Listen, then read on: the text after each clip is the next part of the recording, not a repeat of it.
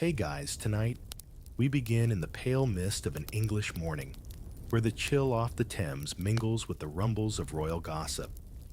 You're standing just outside the royal palace at Greenwich in the year 1533. Inside, a woman has just given birth, Anne Boleyn, to be exact, and she's trying to smile. She was promised a son, you see. Instead, she has a daughter. The baby is healthy, tiny fingers curled in fists of protest, and her hair, yes, it's already red. The king, Henry VIII, tries to act pleased. But you can feel the air shift. Courtiers bow lower than needed servants, speak less than required. Because this child, this Elizabeth, is not a prince. And in this court, that makes all the difference. So, before you get comfortable, take a moment to like the video and subscribe, but only if you genuinely enjoy what I do here. And tell me where you're watching from and what time it is. I love knowing who I'm whispering to. Now dim the lights, maybe turn on a fan for that soft background hum. And let's ease into tonight's journey together. You're still in Greenwich, but time skips like a smooth stone over water. Years pass, and suddenly Elizabeth is 4. Her mother is dead, executed for adultery and treason, though historians still argue whether any of it was true. She doesn't remember Anne, but she does inherit her sharp cheekbones and that stubborn glint in her eye. As Henry's whims shuffle wives like cards, Elizabeth floats between royal palaces and emotional limbo. One year, she's a princess, the next, just Lady Elizabeth. Her half-sister Mary is old enough to scowl with purpose. Her half-brother Edward is the apple of everyone's eye. And she learns to smile politely, stay quiet, and listen. There's a governess who insists she learn Latin before she's 8. Another insists on embroidery. You're there watching her little fingers stab the cloth just a bit too forcefully. At night, she mouths Cicero to herself like a lullaby. Then comes Thomas Seymour. He's charming. Too charming. Elizabeth, now a teenager living with her stepmother Catherine Parr, is suddenly receiving early morning visits from this ambitious nobleman. You feel the tension. The way the servants avert their eyes. The way Catherine's voice tightens. It's the kind of courtly scandal that feels like a Shakespearean subplot, and yet it's real. Historians still argue whether Elizabeth truly understood the danger, but when Seymour is later executed for treason, she doesn't cry. She files that away. Charm is not to be trusted. You walk beside her in corridors lined with tapestries and secrets. Every lesson, every sideways glance teaches her something. She learns how power moves, not always with swords, sometimes with silences. And when her father dies and young Edward takes the throne, Elizabeth doesn't fight for position. She just waits, reads, writes, and waits, because survival, she's figured out, is a waiting game. Before we move forward, let's pause at a fork in Elizabeth's story. A strange, quiet interlude. Imagine a royal girl, not quite royal, living in semi-exile, with dusty books and the occasional poisoned rumor. Why is she being watched? Why do her servants disappear? And why does she write so carefully, as if someone is always reading? You're now in the countryside, Hatfield to be precise. Not a bad place, really. Rolling fields, well-trimmed gardens, and a library that would make any scholar drool. But for Elizabeth, this is less a retreat than a velvet-lined prison. She's 15, then 16, and the world outside is reshaping again. Her brother Edward VI is sickly, everyone knows it, and Protestant reformers cling to him like moss to stone. They whisper plans, change succession orders, scheme in broad daylight. Elizabeth watches from the sidelines, her ink-stained fingers betraying none of her calculations. She's learned something new. Not speaking is its own kind of power.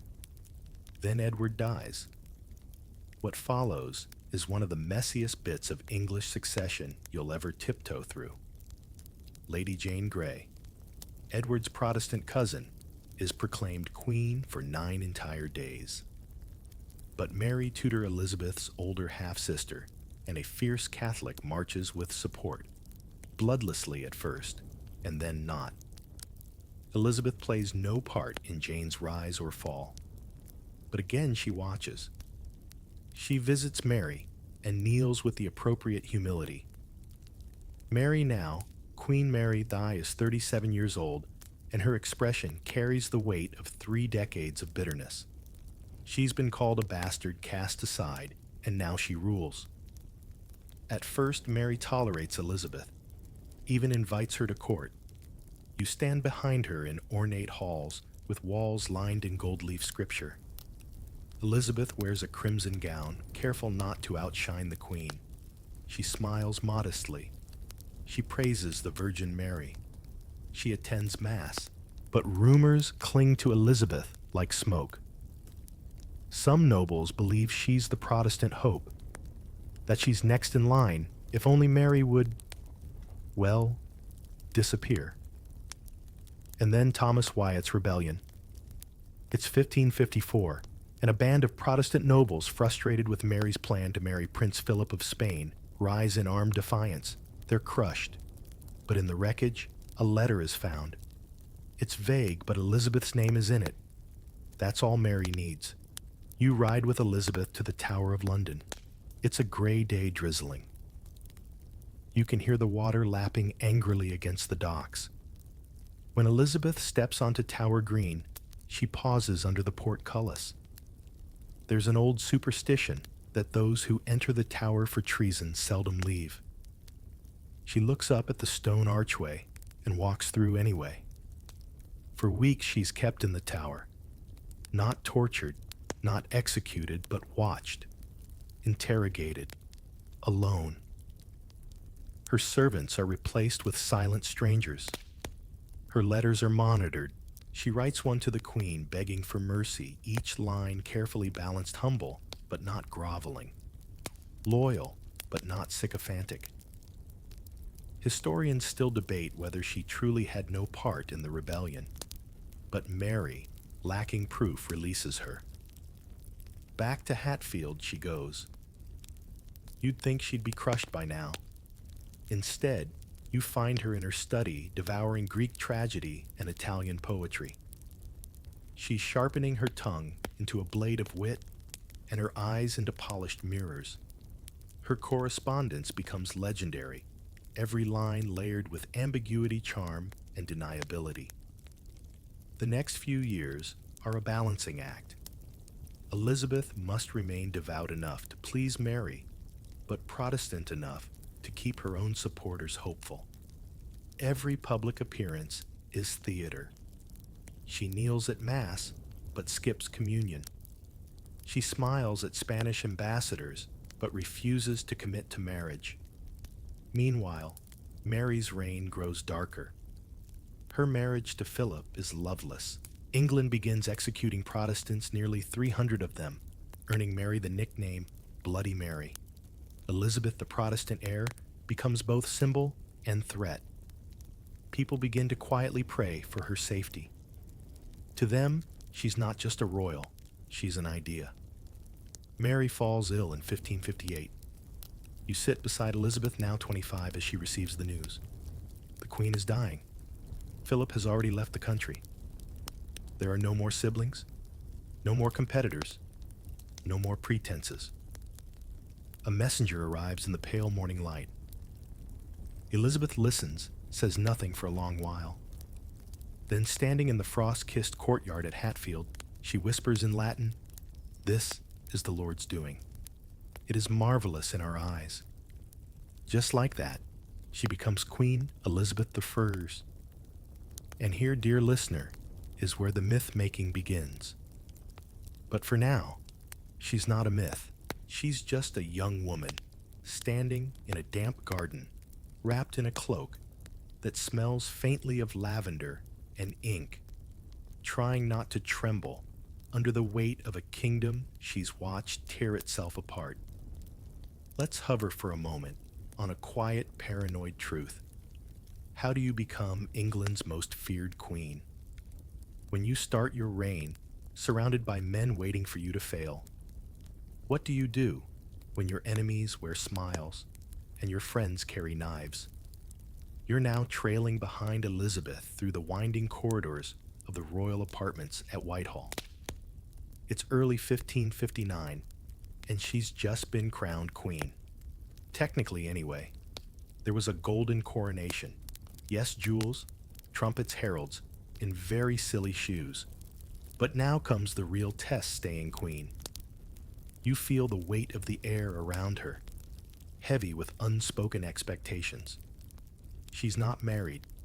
She has no child. And most of her council would very much like her to fix both of those facts yesterday, if possible.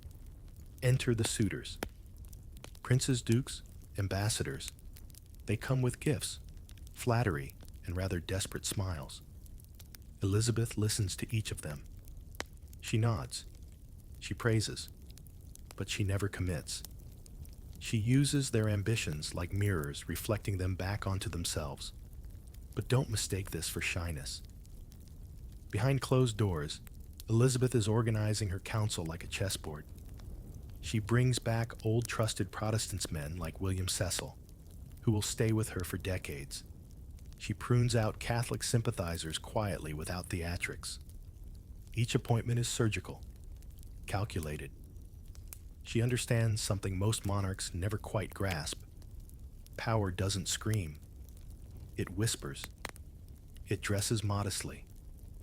It raises a single eyebrow during council meetings and lets everyone else panic. Still, not everyone's convinced. Some nobles wonder aloud, how long can this woman rule alone? Is she even truly ruling? You walk with her through a palace garden, where she's practicing French with her tutor while watching guards patrol the hedges. Her face is calm, almost serene, but you notice her fingers fidgeting with her sleeve's embroidery, a small nervous tick. She knows every eye is on her.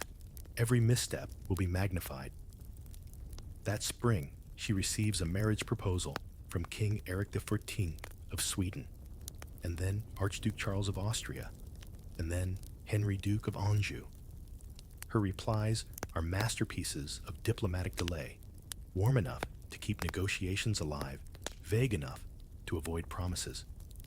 She dances with ambassadors quite literally at court masques. She laughs. She teases. She flirts with the concept of matrimony itself without ever quite saying yes to anyone. Historians still argue whether she truly intended to marry at all. But here's what's certain. By staying unmarried, Elizabeth holds the reins of her own fate. No husband means no co-ruler, no foreign influence, no sudden shift of power, and the people they're watching too. In villages and towns across England, there's an odd kind of fascination building. Elizabeth is not seen as just a monarch, she's becoming a symbol. The Virgin Queen, pure, untouched, untamed. It's partly myth, partly clever branding. But she leans into it. You accompany her to the House of Commons, where members urge her to marry. She answers them in flowing prose, "This shall be for me sufficient, that a marble stone shall declare that a queen having reigned such a time lived and died a virgin." It's not a declaration, it's a dare. And yet being unmarried is only half the story. The other half, her mind. Elizabeth begins a routine of relentless learning. Every morning she reads Latin prayers. Afternoons, she pores over political reports from France and the Low Countries. Evenings, she debates with her advisors in at least 3 languages. Sometimes, she wins arguments by quoting Cicero. Other times, by telling a bawdy joke that leaves the room in stitches. Her intellect becomes her armor, but intelligence alone won't keep her safe, because even now, threats simmer. There are murmurs of Catholic plots, discontented nobles, foreign whispers, and always, always the question of succession. No heir means uncertainty. Uncertainty means danger. So she does what no advisor suggests she tours. You follow her on horseback through towns blanketed in fog. People line the roads to glimpse her some cheer, others just stare. She meets mayors, kisses, babies, accepts too many bunches of herbs. It's exhausting, but it works. She's not just a face on a coin now. She's a living, breathing monarch, and the people are starting to like her. But fear that hasn't arrived yet, that's still to come. In candlelit halls, her scribes begin writing laws in her name. Her spies begin mapping court factions. And slowly, very slowly, Elizabeth transforms from a girl queen, balancing on royal tightropes, into something else. A ruler with no equal. A woman shaping her enemies' fears into a kind of myth. Because while her smile may dazzle, it's the steel behind it that begins to gleam. Ask yourself this: how do you survive in a palace filled with people who might poison your wine forge, your signature, or smile while plotting your death? What if the person plotting is your own sister? How do you outlast that kind of tension? You're now back at court, but it's not Elizabeth's court, it's Mary's. And though Mary is long dead, her shadow still lingers over the palace halls like a damp, smoldering fire. The year is 1559, just months after Elizabeth's coronation. But her early memories of Mary's rule aren't fading, they're hardening. Because here's the thing: Elizabeth wasn't just her half-sister's rival. She was her prisoner. And now she's in charge of the very machine that once tried to destroy her. That's a memory you don't forget. You can still picture it years earlier, Elizabeth sitting in Mary's ornate presence chamber, surrounded by embroidered cushions and thinly veiled suspicion. The Queen's courtiers stare with cold curiosity. There's tension so thick it could be bottled and labeled Regicide Extra Strength. Mary had tried to mold Elizabeth into a proper Catholic lady. She forced her to attend Mass. She denied her books. She imprisoned her in the Tower. And still, Elizabeth survived. Now Elizabeth must decide what to do with all that inherited paranoia. Because the throne hasn't made her safe. It's simply made her a bigger target. She doesn't retaliate, at least not openly. No purges. No executions of her sister's allies. That's not her style. Instead, she smiles. She grants favors. And behind closed doors, she begins to build a new kind of monarchy, one forged from observation and self-preservation. And she has help. You meet William Cecil again, her advisor, spy master in training, and probably the most important man no one ever writes plays about. Cecil doesn't trust anyone. Perfect. Elizabeth doesn't either. Together, they begin assembling a network of informants, couriers, and shadow watchers. It's the embryo of what will become England's first formal intelligence service. Historians still debate the moment it became fully operational, but you're watching its roots, now tangled around the corridors of Whitehall. There are coded letters, intercepted messengers, and endless eavesdropping. It's all very hush-hush and very necessary, because things are heating up. Across the channel, Pope Pius V is beginning to lose patience. He doesn't recognize Elizabeth's authority. To him, she's a heretic and an illegitimate daughter of an executed seductress. And worse, she refuses to return England to Catholicism. In 1570, He issues a papal bull excommunicating her regnans in excelsis. It declares Elizabeth not just spiritually void, but unfit to rule, and absolves her subjects of loyalty. That's not just a theological statement, it's an open invitation to rebellion. Imagine the chill that spreads through Elizabeth's court when the bull arrives. Treason becomes holy, murder becomes divine, and any Catholic noble with ambition suddenly has heavenly permission to act. Elizabeth's response? Public calm, private wariness. She doesn't lash out at Catholics en masse, but she does begin tightening laws around recusancy, the refusal to attend Protestant services. Fines, then arrests, then public pressure. She draws a careful line. Be loyal to England, and I don't care what you whisper to your rosary. But some don't listen, and one of them is Mary, Queen of Scots. Ah yes, Mary Stuart. You've heard her name already. A cousin, a widow, and a queen without a throne. She's been forced out of Scotland after a failed reign full of scandal murder and bad marriages. And now she's in England seeking protection. What she gets instead is house arrest. Elizabeth knows better than to let Mary wander free. She places her in various noble houses under polite confinement. The idea is to keep her contained, out of reach, out of mind. But Mary isn't just any royal. She's Catholic. She has a claim to the English throne, and she writes letters. Oh, so many letters. Some are friendly, some are flirty, some are treasonous.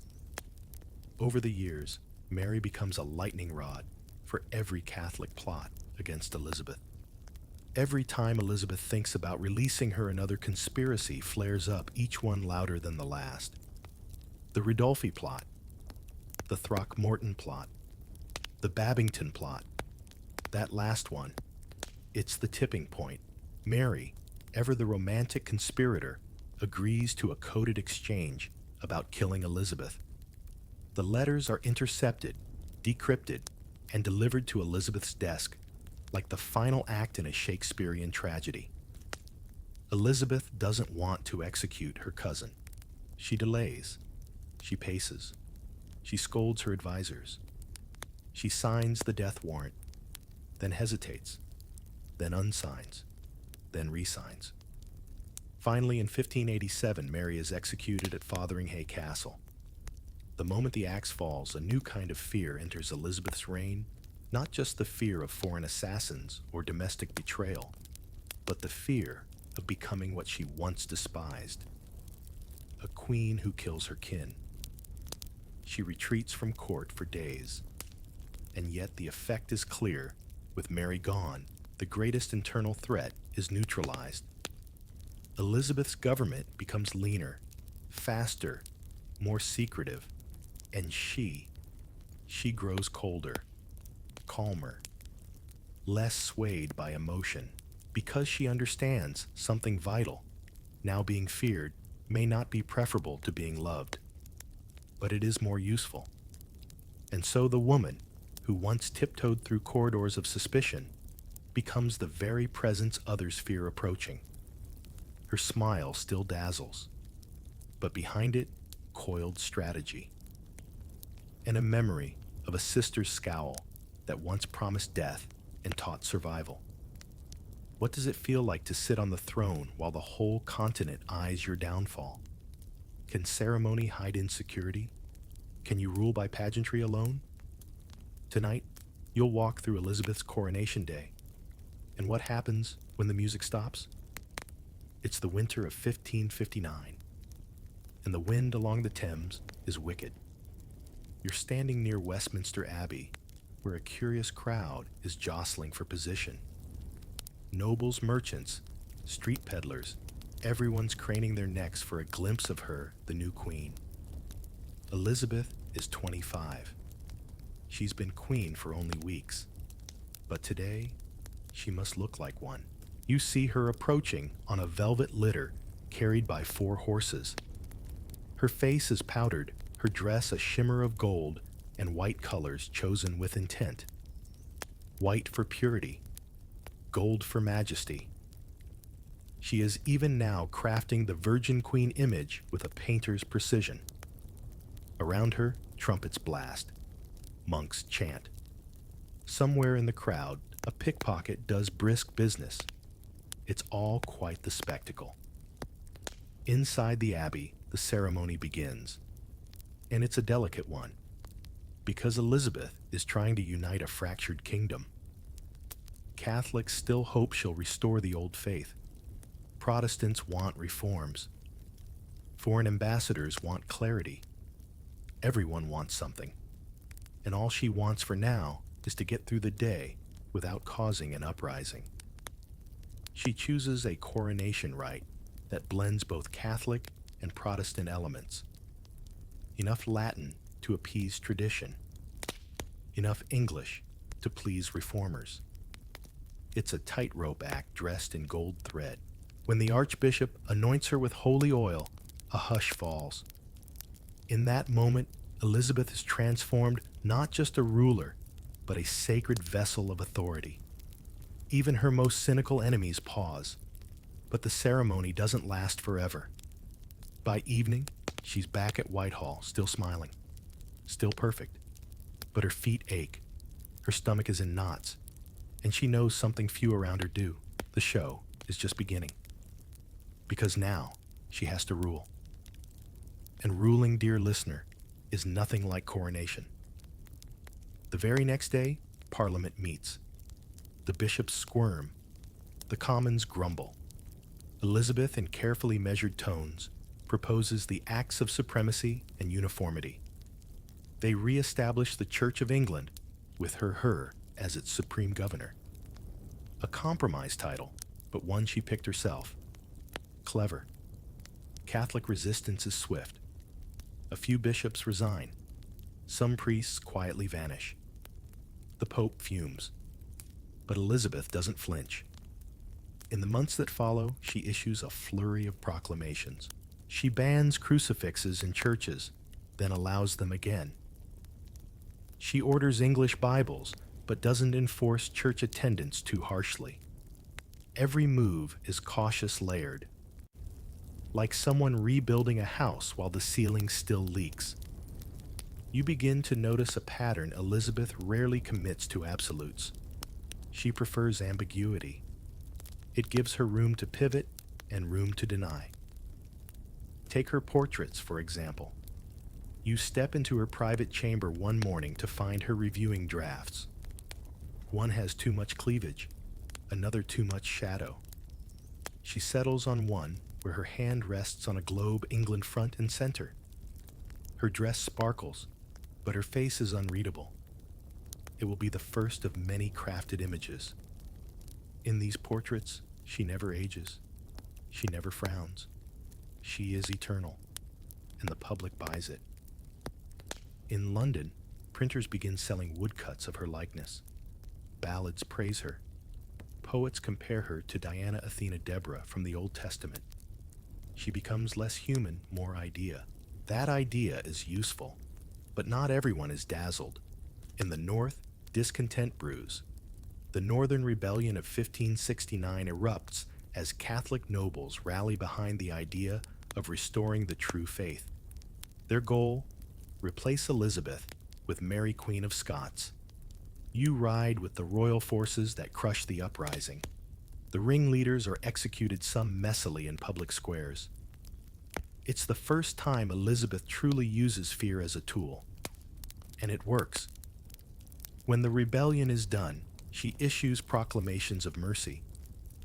But people remember the gallows, not the letters.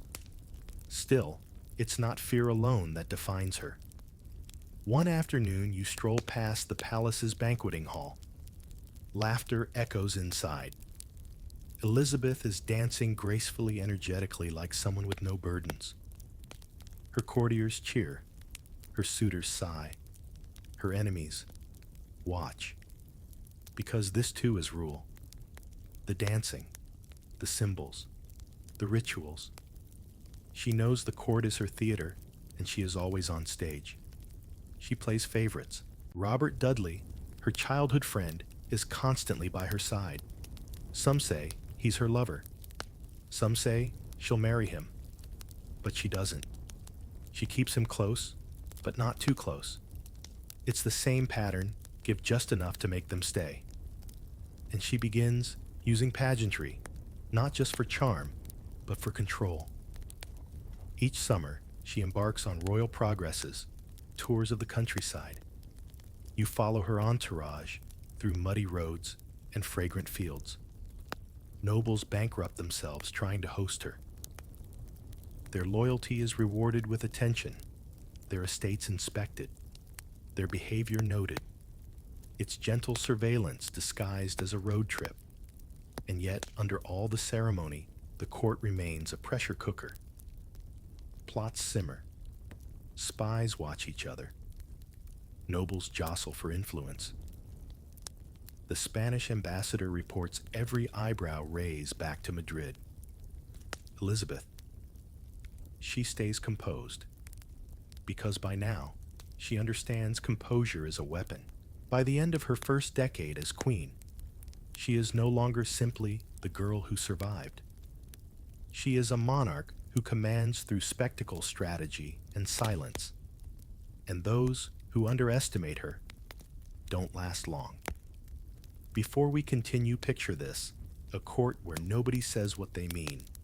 Everyone smiles too much, and your favorite necklace might be bugged. How do you wield power in such a place?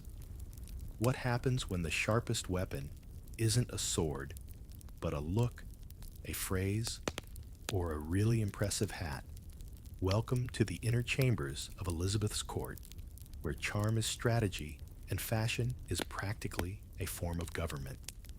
It's the 1570s, and you find yourself walking the long, echoing galleries of Whitehall Palace. The air smells of beeswax polish and rosewater. Nobles glide past their silks, whispering like conspirators. At the center of it all is Elizabeth, still single, still sovereign, and still spinning an impossible web of loyalty, suspicion, and spectacle.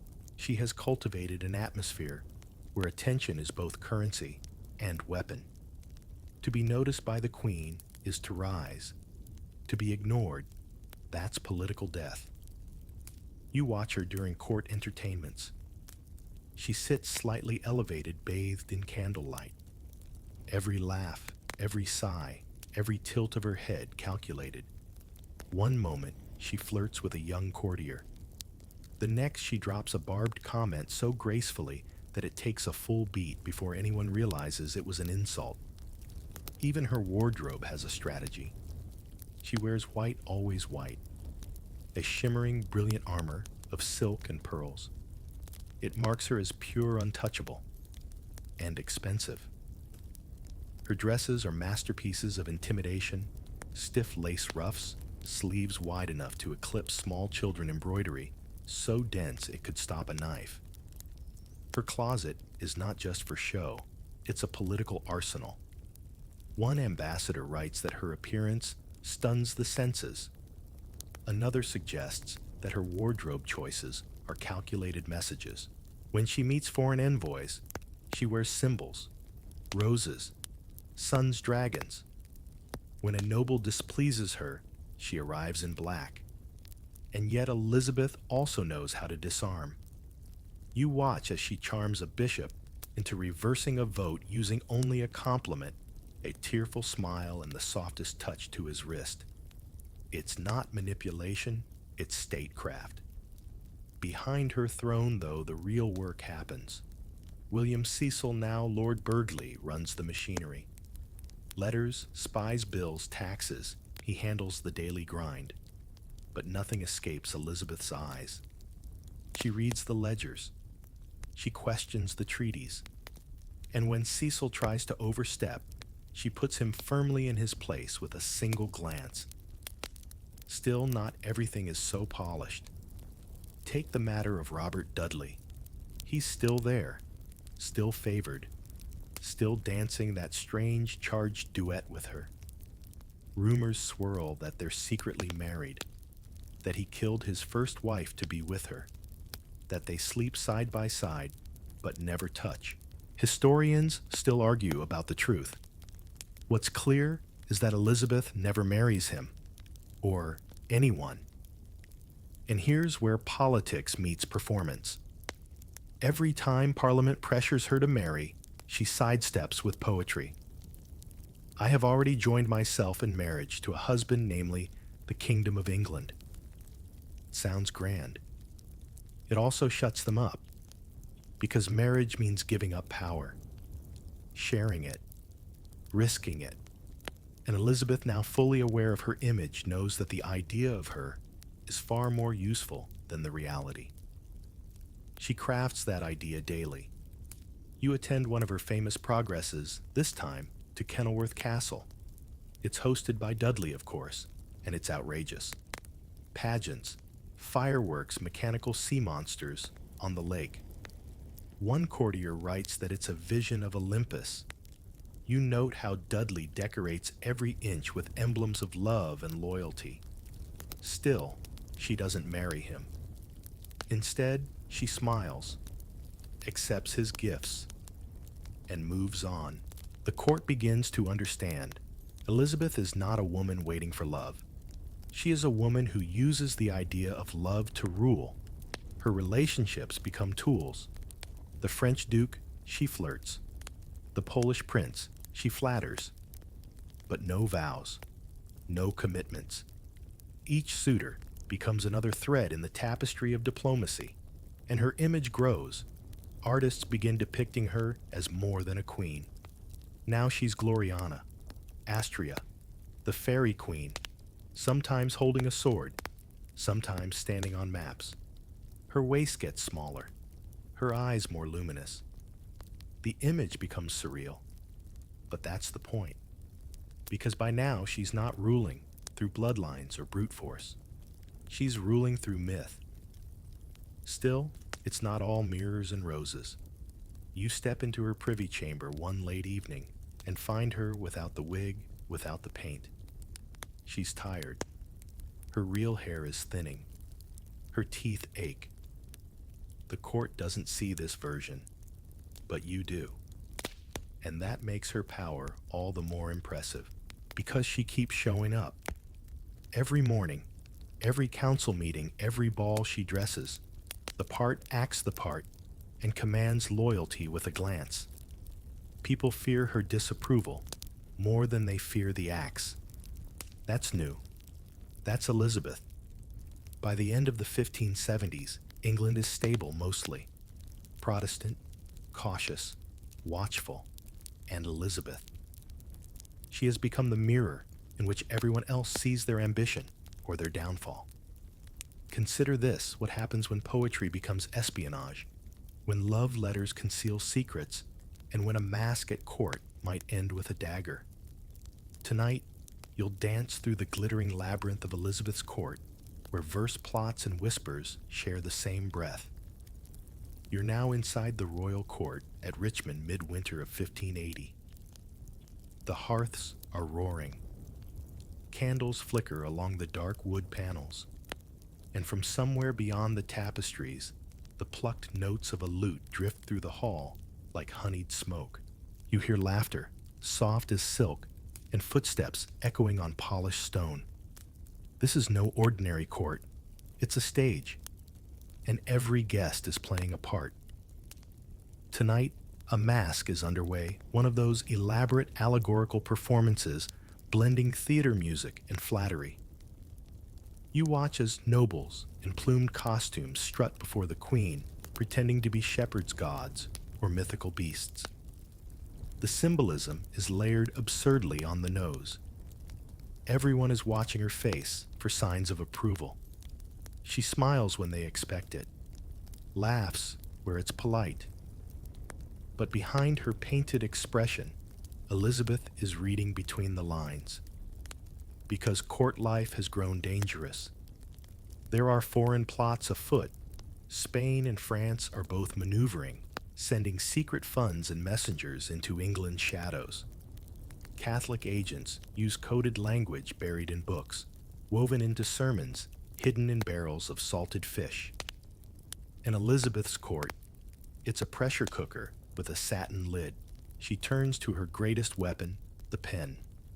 Well, pens plural, because she's surrounded herself with writers, spy masters who write sonnets, courtiers who perform tragedies laced with treasonous allusions.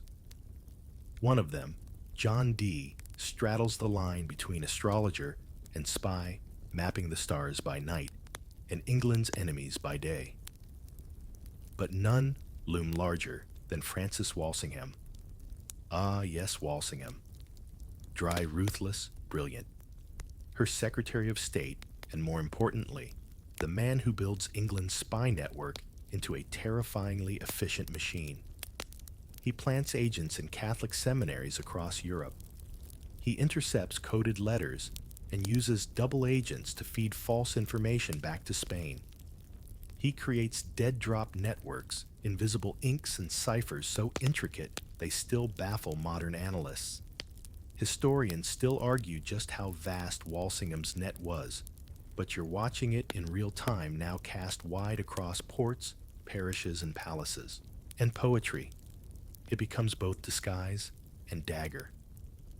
At court, young men like Philip Sidney and Edward de Vere recite verses praising the Queen's beauty, her intellect, her divine light. But beneath the flattery, these poems often hint at frustration, rivalry, or ambition. You catch a whispered conversation between courtiers debating whether a certain sonnet refers to the Queen or to a coded alliance forming in the Low Countries. Even verse becomes intelligence. But Elizabeth isn't just a passive subject in these verses. She reads them, edits them. Sometimes she writes responses. When Robert Devereux, the dashing Earl of Essex, enters her orbit, the poetic games intensify. He's young, bold, and a little reckless. She's fascinated and keeps him close. They exchange poems, letters, and veiled barbs.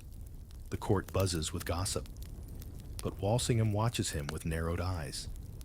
Because poetry can be dangerous. One wrong phrase in a sonnet, and suddenly you're on trial for sedition. Elizabeth uses it too. In her speeches, she crafts phrases with the rhythm of verse, like when she tells Parliament, "I am married to England," or when she responds to Catholic threats with a line as sharp as any sword, "I know I have the body, but of a weak and feeble woman, but I have the heart and stomach of a king." You feel the room go still when she says it. Every noble present hears the message, don't mistake elegance for weakness. And yet behind the pageantry, behind the poems and plays, real plots boil. Jesuit priests are smuggled into the country. Nobles pass messages under false names. Spain grows more hostile. And Walsingham begins to tighten his grip. You walk the halls with him as he reviews intercepted letters, one from a woman in Norfolk, one from a man posing as a merchant. Each seems harmless, but stitched between the lines, he finds codes, names, instructions. Elizabeth reads them too. She begins to understand that ruling England isn't just about treaties and taxes. It's about controlling the story. And if she controls the story, she controls the fear. So she keeps the poetry flowing. She hosts more masques, more pageants. She encourages noblemen to flatter her. She rewards writers who praise the crown. And she lets her enemies know, without ever saying it, that she hears everything. In her court, your words can make you, or hang you. Before we open this next door, ask yourself, how do you take something used to shame you, your unmarried state, your lack of heirs, and turn it into power? Can you build an empire on a personal vow? And what happens when a queen becomes a living symbol of abstinence? The year is 1582, and Elizabeth is 49. A difficult age for a queen with no husband and no heir. The court whispers. Foreign ambassadors fidget. Parliament practically begs.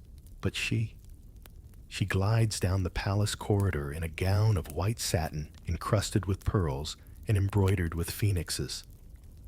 The Virgin Queen. You're standing beside her as she enters the council chamber. Her face powdered and inscrutable. Her lips painted a daring crimson. Her eyes sharp enough to slice through any marriage proposal placed on her desk. The idea of Elizabeth's virginity has become more than personal. It's political, mythical. It's the cornerstone of her identity and her monarchy. But it wasn't always. Decades earlier, her unmarried status was a source of vulnerability.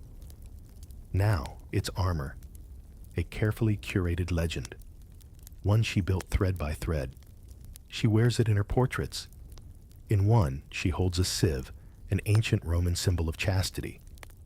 In another, she stands atop a globe radiant and untouched. These images are not just pretty paintings. They are policy. Because being a virgin means she belongs to no man. Which means no foreign king can claim her throne. Which means England belongs to England. Clever, isn't it? But it's more than just imagery. She uses the ambiguity of her private life as leverage. Take the Duke of Anjou, young Catholic French. His courtship was a political gambit. Elizabeth flirted outrageously, called him her frog, hosted him at court with all the trimmings. The people hated the idea of a French Catholic consort.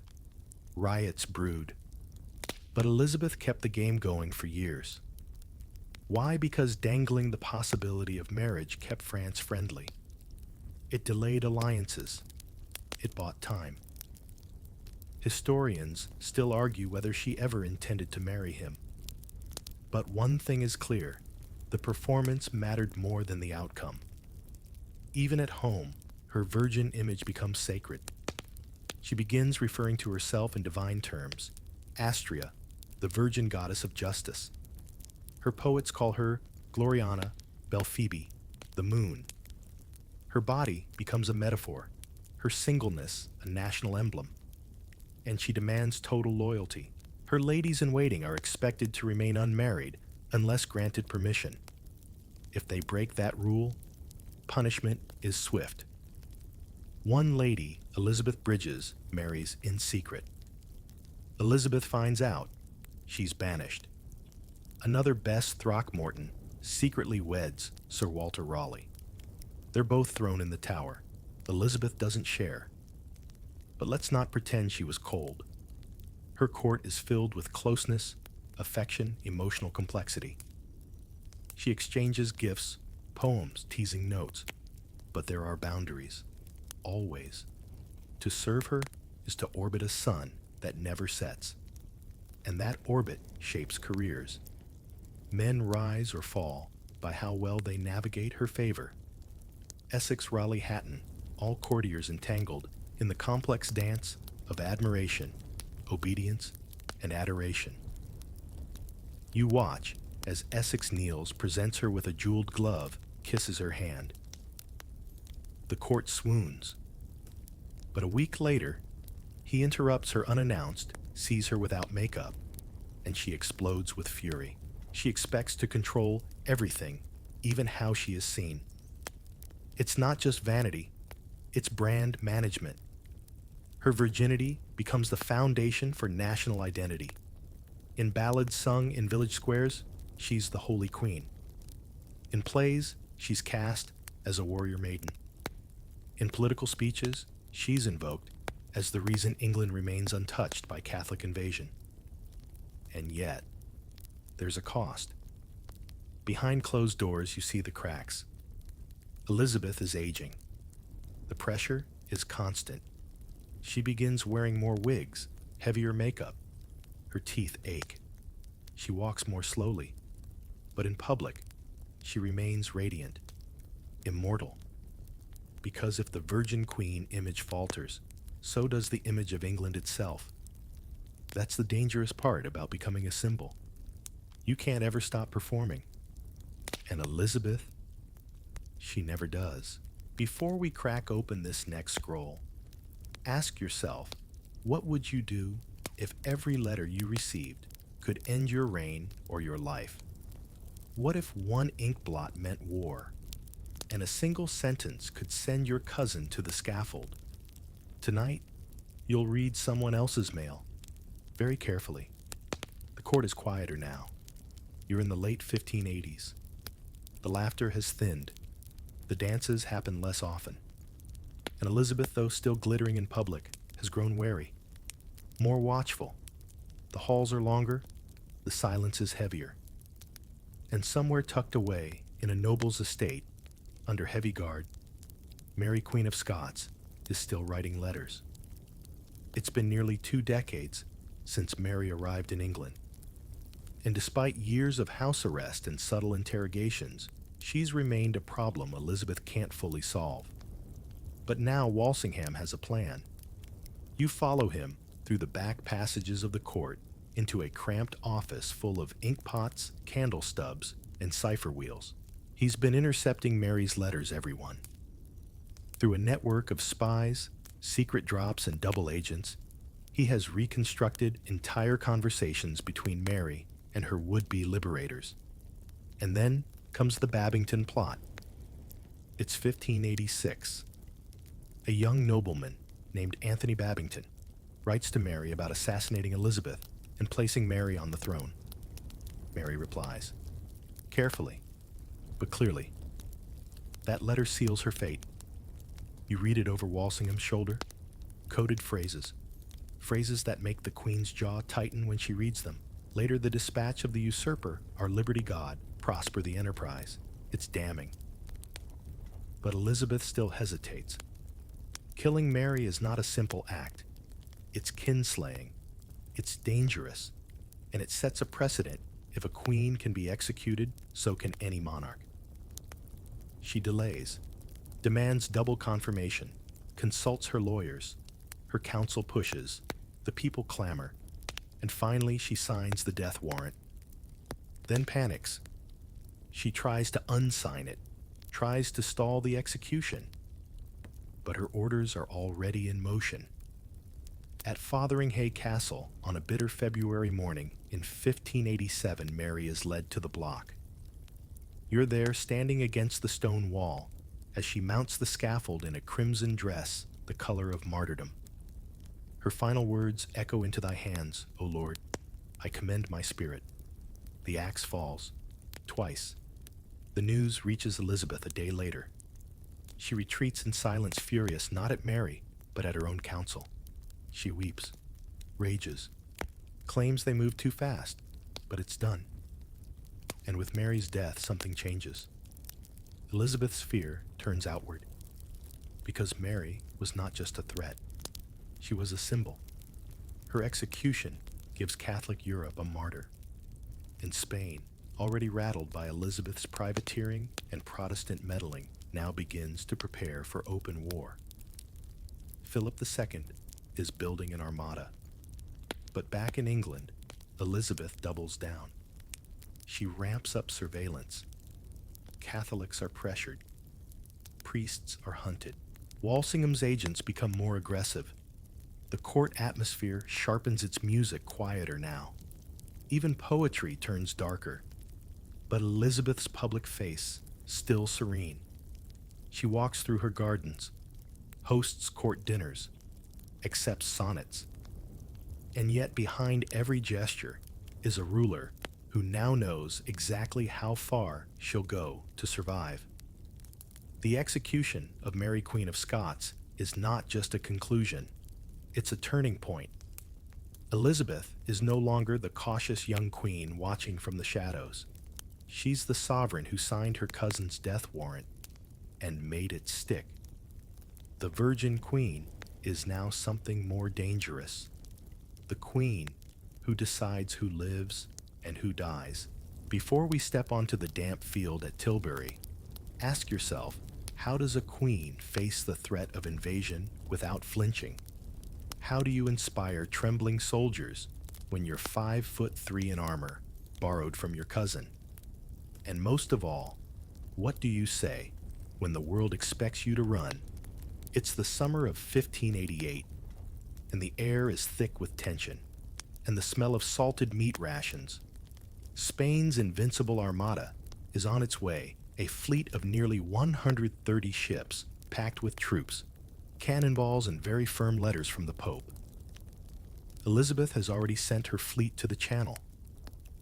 Francis Drake is out there somewhere, perhaps drinking stolen Spanish wine on the deck of a stolen Spanish ship. But tonight, you're not at sea. You're standing in the muddy field of Tilbury, just outside London, where thousands of English troops are gathered. Nervous, half-trained. Some have never held a sword. Others are veterans of skirmishes in Ireland or the Netherlands, but few have faced a threat like this.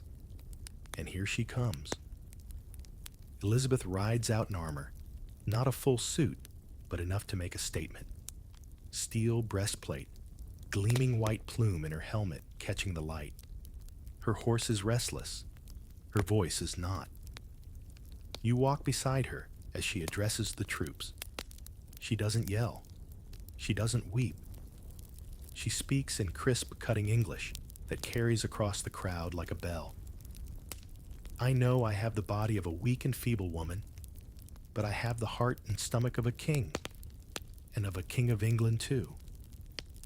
You feel the silence that follows, then the cheer, then the roar. It's not just a good speech, it's a myth-making moment. One of those rare instances where the legend is born the second the words leave the mouth. She doesn't promise safety, she promises fight. And that promise travels fast. Across England, across borders, even into the ears of Spanish spies who begin to rethink their pensions. Meanwhile, at sea, the Armada is having a terrible time. The English Navy, faster, more maneuverable, and very fond of fire ships, manages to scatter the Spanish fleet. Storms batter the survivors as they try to retreat northward around Scotland. Many don't make it. Of the original 130 ships, only about half return to Spain. Elizabeth declares it a victory, a divine one at that. Medals are struck, prayers offered. A commemorative painting is commissioned showing her hand on a globe.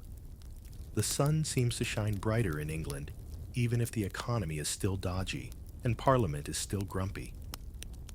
You walk with her through the halls of Whitehall as the Armada portraits are hung. In them, she is serene, regal, untouched by battle. And this is the point, because she didn't just win a war.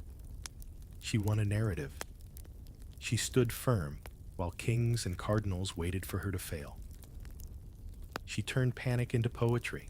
The Armada became a symbol, not just of Spanish defeat, but of English resilience, Protestant destiny, and Elizabeth's divine right. And she leans into it. You see it in her proclamations, in her carefully worded letters, even in her fashion. More pearls, more phoenixes, more celestial motifs. She is Gloriana now, not just queen, but embodiment of a victorious nation. Still, victory has its complications. The war doesn't truly end. Spain and England remain at odds for years. Skirmishes continue. Fortunes are lost, and peace remains a distant dream. But none of that matters to the image. The Tilbury speech is copied, recited, immortalized, and in the eyes of her people, Elizabeth has crossed a threshold. She's no longer the cautious monarch shadowed by Catholic plots and marriage rumors. She's the woman who stared down the world's greatest empire and didn't blink. And from here on out, the crown doesn't sit on her, it radiates from her. Before we enter the next gallery of Elizabeth's life, ask yourself, how do you turn a battle into a memory and a memory into power? What does victory look like when it's painted in oil, sung in madrigals, and pressed into coin? Tonight you'll see how a queen makes legend last. The Armada is scattered, The seas are calm again, at least for now. It's 1589, and you're standing in the Queen's private receiving room as she reviews the first of many official portraits celebrating the defeat of Spain. The canvas is massive. In the background, the storm-lashed seas rage. In the foreground, Elizabeth stands resplendent. Her hand rests on a globe right over the Americas. Her gown glimmers with pearls and embroidered suns. And behind her, two windows, one showing the crumpled Armada, the other calm English waters. This isn't just a painting, it's policy. She knows that real power fades, but memory can be shaped, polished, gold-leafed, hung on palace walls. And so Elizabeth begins the long process of curating the victory. You walk with her through sessions with poets. They write verses praising England's divine fortune, her majestic rule, and yes, her chastity. John Lilly, Edmund Spenser, even a young Shakespeare, all add their brushstrokes to the image of Gloriana, the untouchable sovereign who stared down Spain and made the heavens tremble. Coins are minted, bearing her face now more stylized than ever. Her features softened, her neck elongated. She appears less woman, more emblem. The people lap it up. Publications declare the victory a miracle. Pamphlets suggest the storm that scattered the Armada was sent by God himself to protect his chosen queen. Historians still argue how much of it was weather versus warfare, but no one in England is listening. To them, it's divine intervention. Full stop. And Elizabeth plays it perfectly. She doesn't gloat. She doesn't parade. She simply lets the images do the work. Because the defeat of the Armada isn't just about military success, it's about unifying the nation. Catholic or Protestant noble or commoner, everyone now shares a moment of pride. And in that pride, they see her face. But beyond the canvases and choruses, the world keeps spinning. The war with Spain continues in a weary trickle. Privateers roam. Colonies are lost and won. England tries to expand into Ireland with disastrous results. And the court still glittering, still dangerous. Robert Devereux, the Earl of Essex, rises in favor. You remember him. Bold, handsome, just the right amount of reckless. He's everything Dudley once was, and perhaps more. Elizabeth is charmed. She calls him her Robin. He calls her his queen. They exchange poems, glances, and the occasional shouting match. But Essex wants more than favor. He wants command. And in 1591, she gives him a military expedition, a test. It doesn't go well. He defies orders, chases glory, loses ships. Elizabeth is furious. He returns uninvited bursts into her chambers before she's properly wigged and rouged, a cardinal sin. She slaps him. He half draws his sword. Courtiers gasp. She forgives him. For now. You see, Elizabeth has always used emotion like seasoning, just enough to flavor her rule, never enough to lose control. But Essex, he's salt in the stew. Bold, unfiltered, dangerous. Still, she can't quite let go. In the meantime, she continues the performance of invincibility. She appears in public less often, but always in full regalia. Her makeup thickens. Her wigs grow higher. Her gowns more theatrical. The older she gets, the more godlike she becomes. Visitors describe her as radiant, untouchable, almost otherworldly. But behind closed doors, she aches. The deaths have started to mount. Dudley gone. Walsingham gone. Cecil aging. Her circle, once so lively and sharp, has thinned into whispers. Yet the image holds, because every time the people see her on coin, in portrait on stage, they don't see age or sorrow. They see Gloriana, the queen who beat Spain, the woman who never married, the living myth. And that myth, it's a fortress. Because as long as she controls how the past is remembered, she controls how the present unfolds. Before we step behind the velvet curtain, ask yourself what happens when the mask you wear becomes too heavy, when your beauty is painted on your teeth are rotting, and the courtiers who once adored you now murmur about your age. What happens when even a queen can't outrun time? It's the mid-1590s, and you're in the Queen's private chamber at Richmond Palace. The doors are bolted, the windows shuttered. A handful of trusted ladies-in-waiting flutter around dabbing creams, adjusting wigs, preparing gowns stitched with silver thread. Elizabeth is almost 60, and though her portraits remain eternal, untouched by wrinkles or fatigue, the real woman is weary. She sits silently as a maid applies layer upon layer of Venetian ceruse, white lead, mixed with vinegar. It stings her skin, but it hides the blemishes, the discoloration, the tremors of age. Over her eyes a shimmer of crushed pearls, her lips painted in cochineal crimson. Her hair, now long gone, is replaced with an auburn wig, each strand curled to recall her youthful portraits. This isn't vanity, this is armor. Because Elizabeth knows that her power has always depended on image. She cannot be seen to age. She cannot falter. And so every day she becomes the myth. But it's harder now. The days begin with groaning joints. Her hearing dims. Her vision blurs. Her teeth blackened and aching make every meal an ordeal. And the court? It notices. You hear the whispers in the corridors. She walks slower. She repeats herself. She hasn't danced in weeks. But no one says it to her face, because Elizabeth still commands a room, still delivers speeches with dazzling control, still makes ambassadors sweat. And when she appears in public, bedecked in jewels and swan-white gowns, the crowd still cheers. They cheer the idea.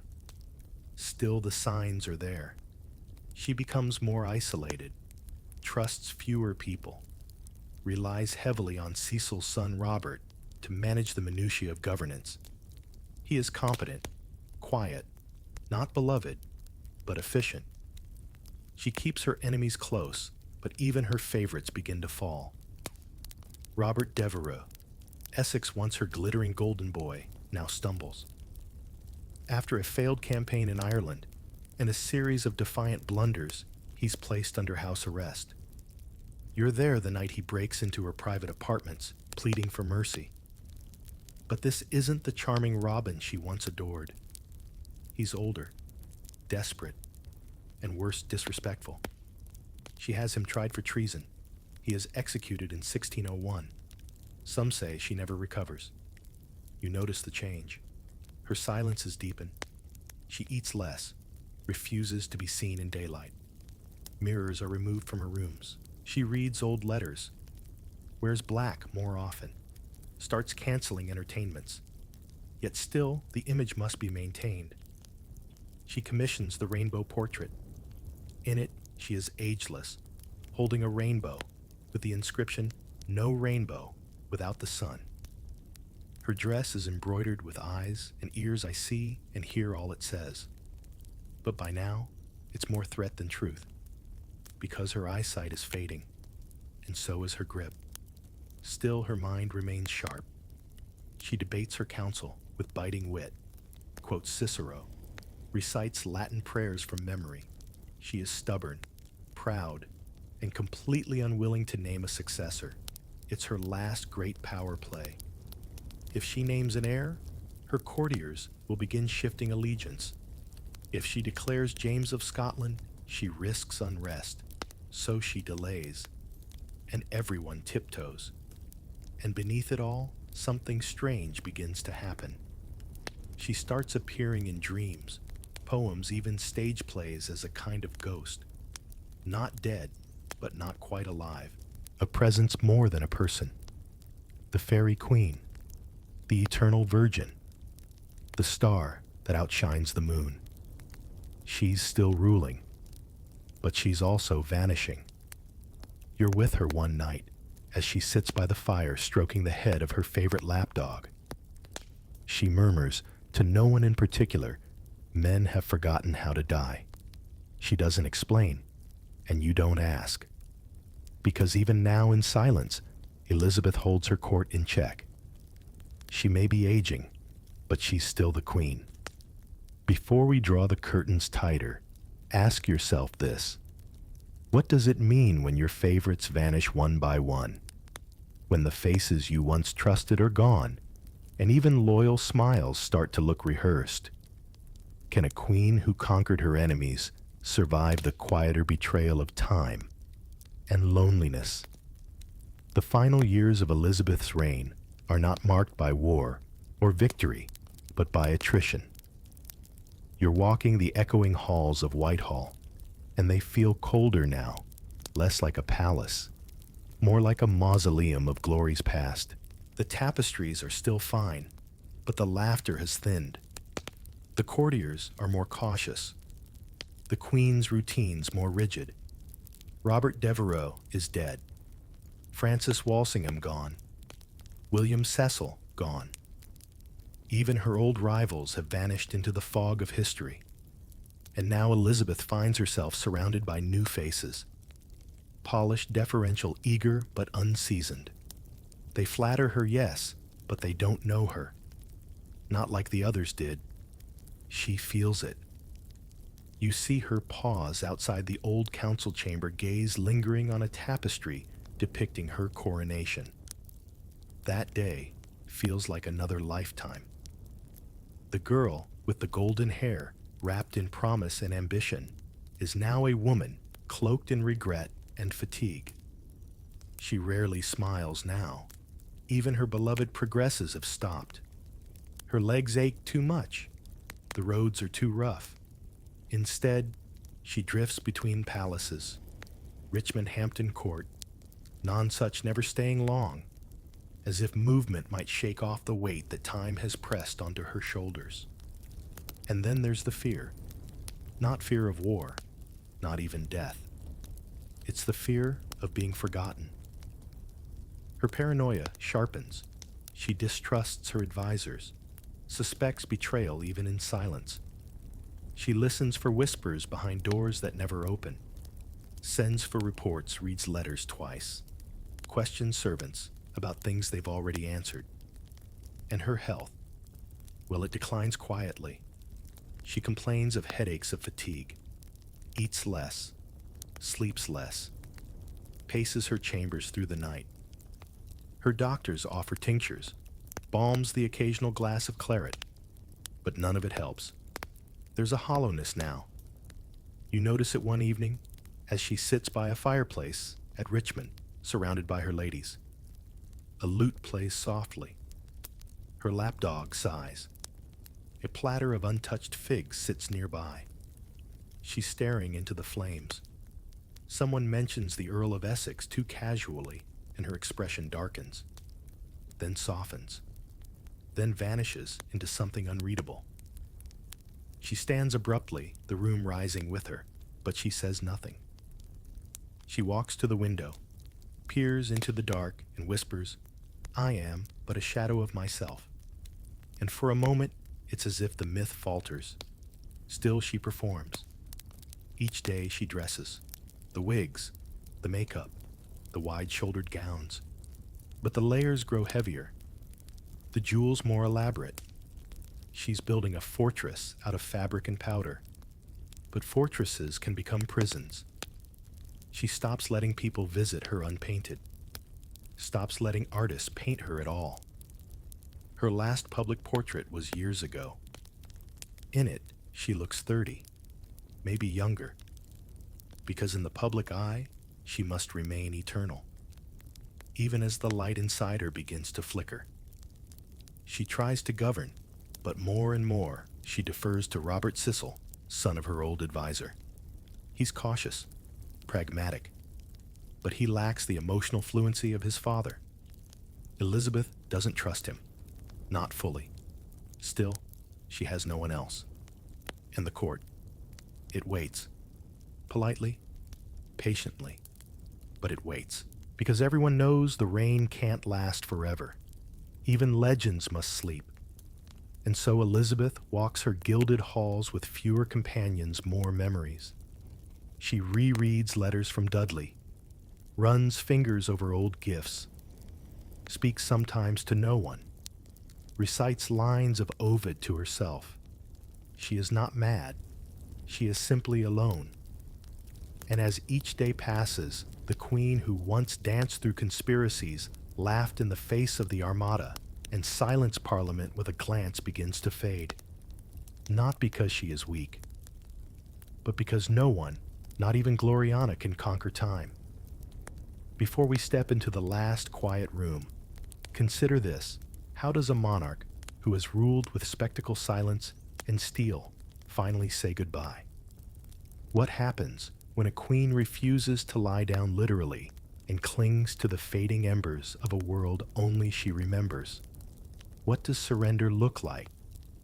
For a legend, it's early 1603, and you're at Richmond Palace.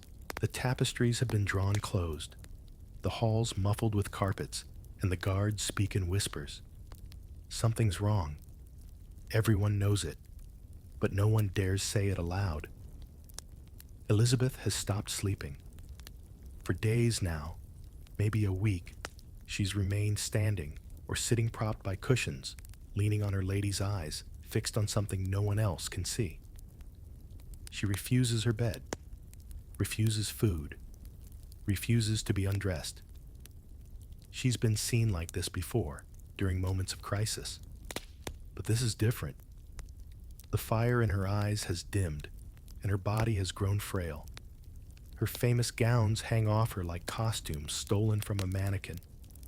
You're sitting with her by the hearth. The logs crackle softly. She stares into the embers, as if waiting for them to arrange themselves into an answer. She speaks little.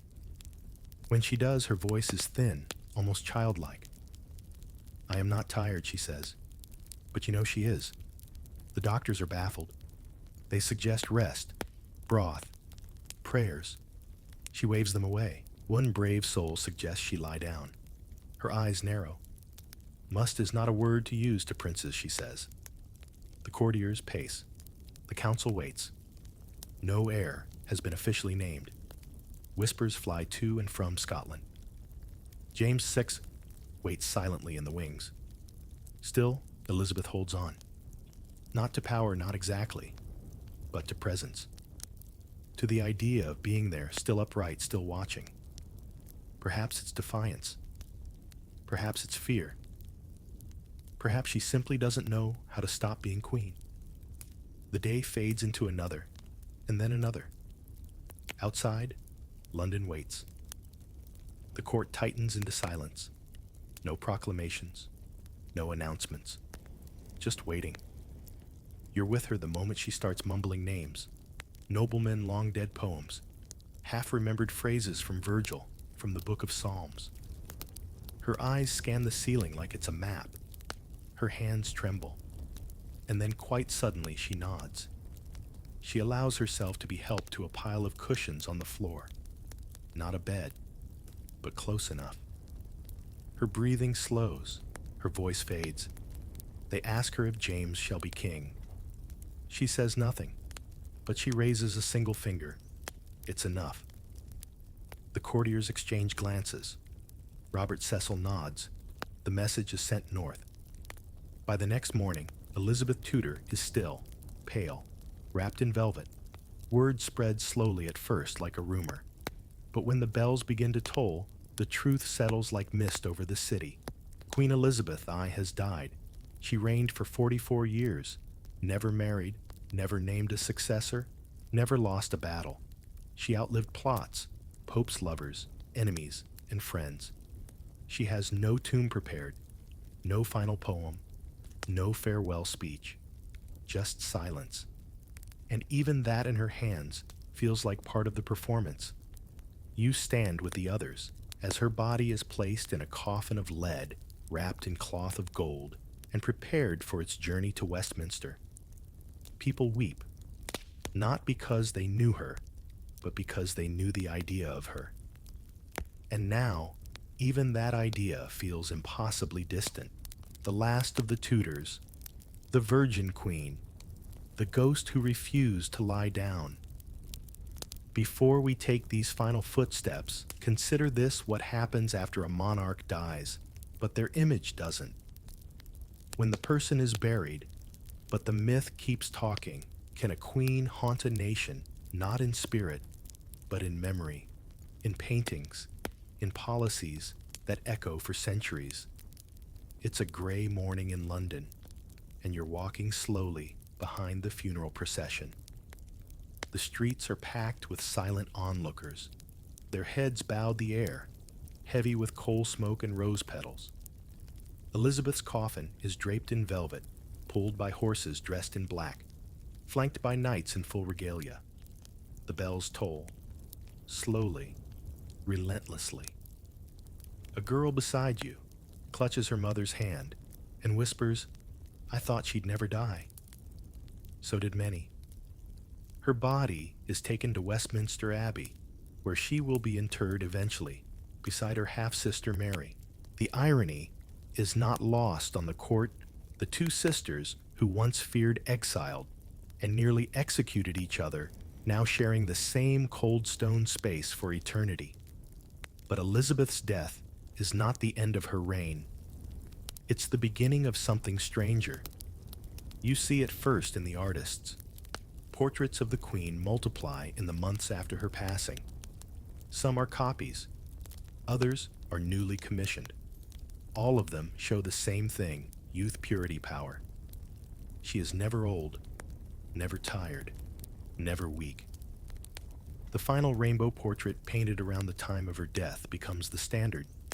There she is, cosmic, dressed in eyes and ears, holding a rainbow, her expression unreadable. The message is clear: she sees everything, even now. Then come the poems.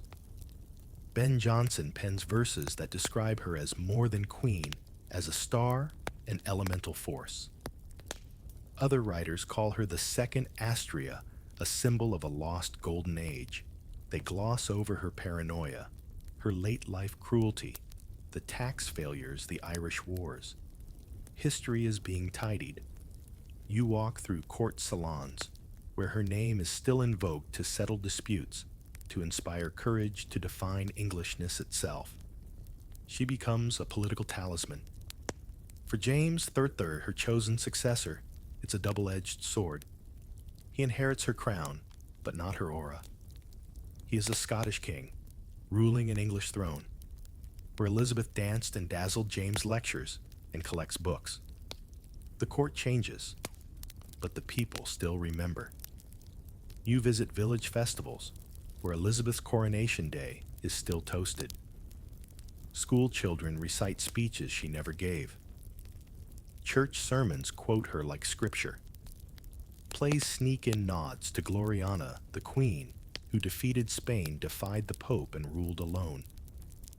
Her memory becomes a national identity. Even centuries later, when England fights Napoleon or Hitler, or anyone who threatens the island's edges, Elizabeth is conjured. Her words, her portraits, that stare. And with each invocation, her myth deepens. Historians try to untangle the threads. They dig through letters, spy records, ambassador notes. They find contradictions. Brutality behind grace, fear behind control. But no matter how much they reveal, the image persists. Because Elizabeth didn't just rule a country, she narrated it, and her version, repeated enough times, became truth. You stand at her tomb now. The stone is worn smooth by centuries of footsteps. Her effigy lies serenely crowned on brow, scepter, and hand. But you know that beneath it lies something more complex. A woman who was terrified of irrelevance, who clung to symbolism like armor, who lived in performance and died in silence. And yet somehow she endured, not just as monarch, but as myth, as memory. as echo. You're seated in a royal audience chamber, hushed watching courtiers and ambassadors breathe shallowly as the queen enters. No one's quite sure what she'll say or refuse to say, and neither, it seems, is she. A sovereign who wore white to funerals and painted her face like a porcelain mask is about to reveal her secrets, though only if she wants to. You're about to witness the story of a woman who outwitted entire empires not by swinging a sword, but by withholding a yes. Elizabeth, the Virgin Queen, refused marriage proposals from kings, dukes, and barons. France sent gifts. Spain sent pressure. Even within England, whispers rose like steam. She has to marry. She must secure an heir, but she never did. You're 20 years old. It's 1553. You're the red-haired daughter of a disgraced queen.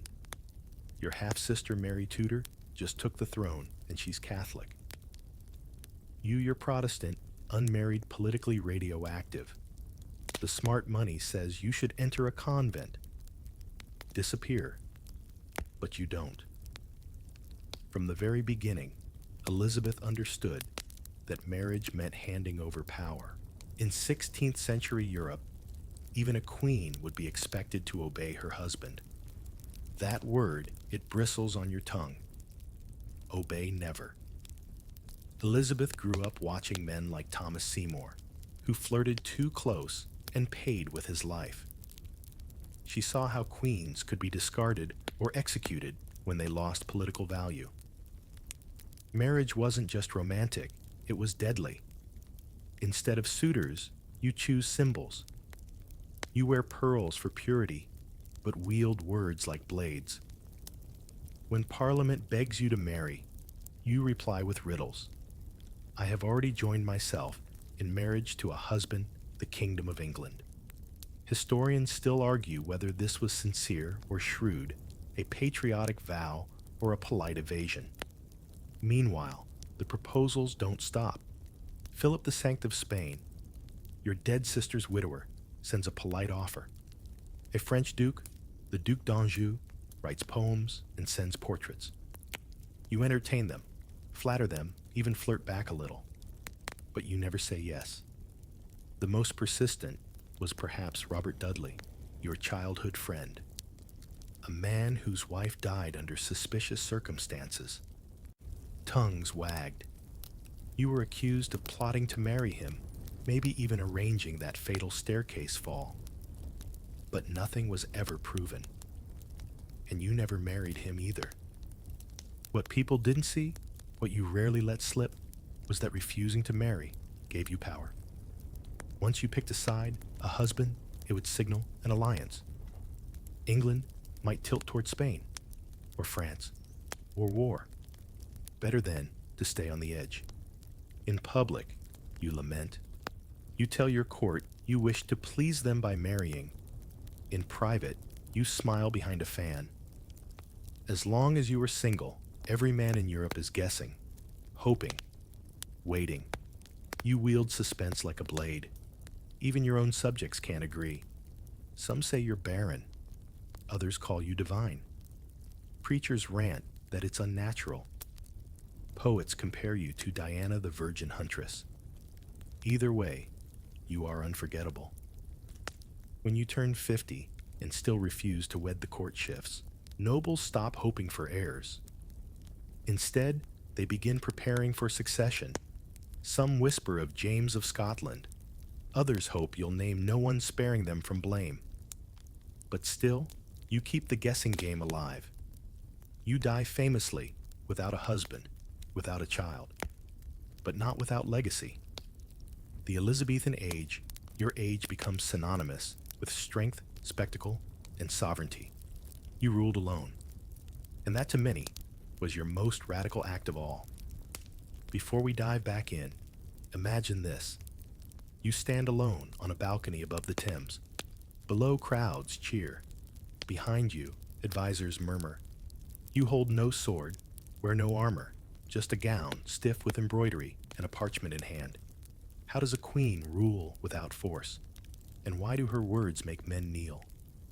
The bells of London ring as you descend the stairs of Whitehall Palace. You're not armored like a general. You're not surrounded by guards like a tyrant. Yet your very footsteps make the courtiers hush. Not because you demand fear, but because you wield something stranger language. Elizabeth, I turned the English language into a weapon. While most monarchs preferred declarations, threats, or decrees, you, Elizabeth, opted for poetry, metaphor, and performance. A crown, yes, but also a quill. You were crowned in 1559, and almost immediately began using words as your primary form of governance. Not as filler, not as decoration, as power. Your speeches weren't just ceremonial. They were deliberate political moves. Take the speech you gave to Parliament in 1563. They'd once again demanded you marry. You responded not with a command, but with theater. I am already bound unto a husband, which is the kingdom of England. It wasn't a rejection. It was a wedding vow to the people, to the nation.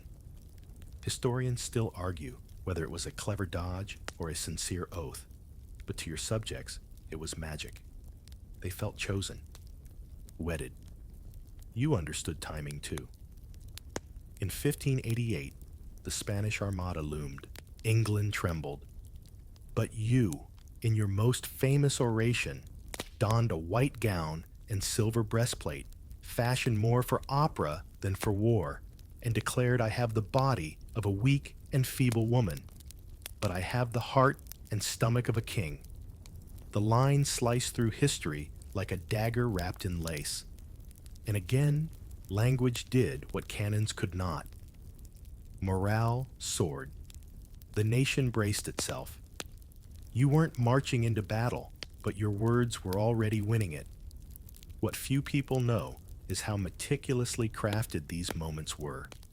You didn't scribble them down in a fit of emotion. Each phrase was calculated, rehearsed, revised. Often you wrote drafts yourself, then passed them to trusted scribes for polish or plausible deniability. But you didn't limit yourself to speeches. No, you wrote letters, hundreds of them, thousands, from personal notes to cousins and friends to official responses to ambassadors. Every sentence chosen for effect. One of your most curious quirks was your fondness for metaphor. You rarely said what you meant directly. A rival monarch might receive a letter that sounded affectionate, even flowery, until his advisors parsed the third paragraph and found a veiled warning. A nobleman might be praised in public only to read a private poem that hinted he should check his ambition. Even poetry was a form of statecraft. You loved to compose verses melancholy, romantic, witty. And while they seemed personal, even confessional scholars today suspect many were meant for broader eyes. When you penned lines about the pains of trust or the dangers of ambition, was it heartbreak or a quiet message to the court?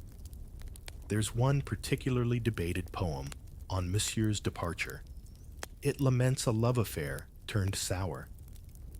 Historians still puzzle over who Monsieur was. Some say the Duke of Anjou. Others point to Robert Dudley. But others argue it was never about love at all, that the poem was about alliance reputation or the burden of sovereignty.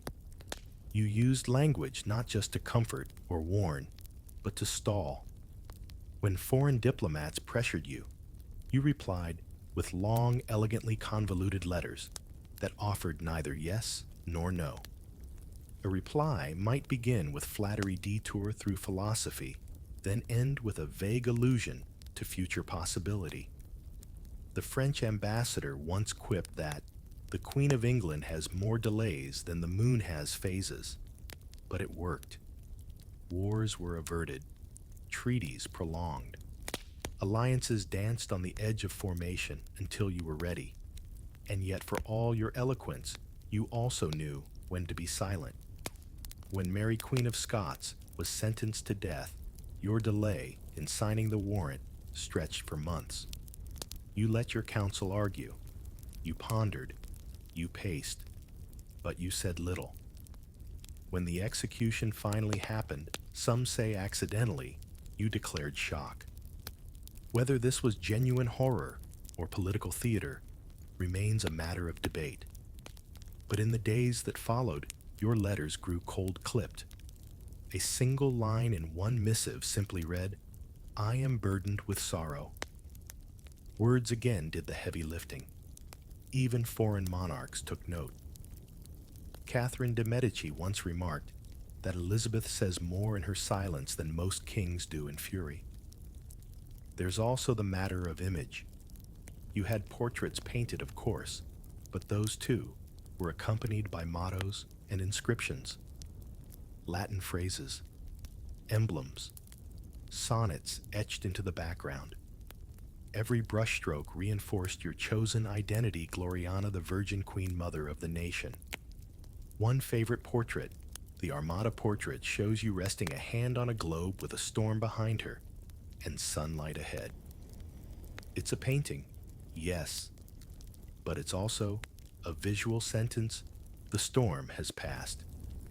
I command the future. But perhaps your most powerful verbal weapon was intimacy. You knew how to speak directly to your people. When plague swept through London, your messages to city leaders were personal, comforting, human. When rebellions broke out, you didn't scream. You explained, pleaded, reaffirmed loyalty. You'd visit towns, address crowds, listen to grievances.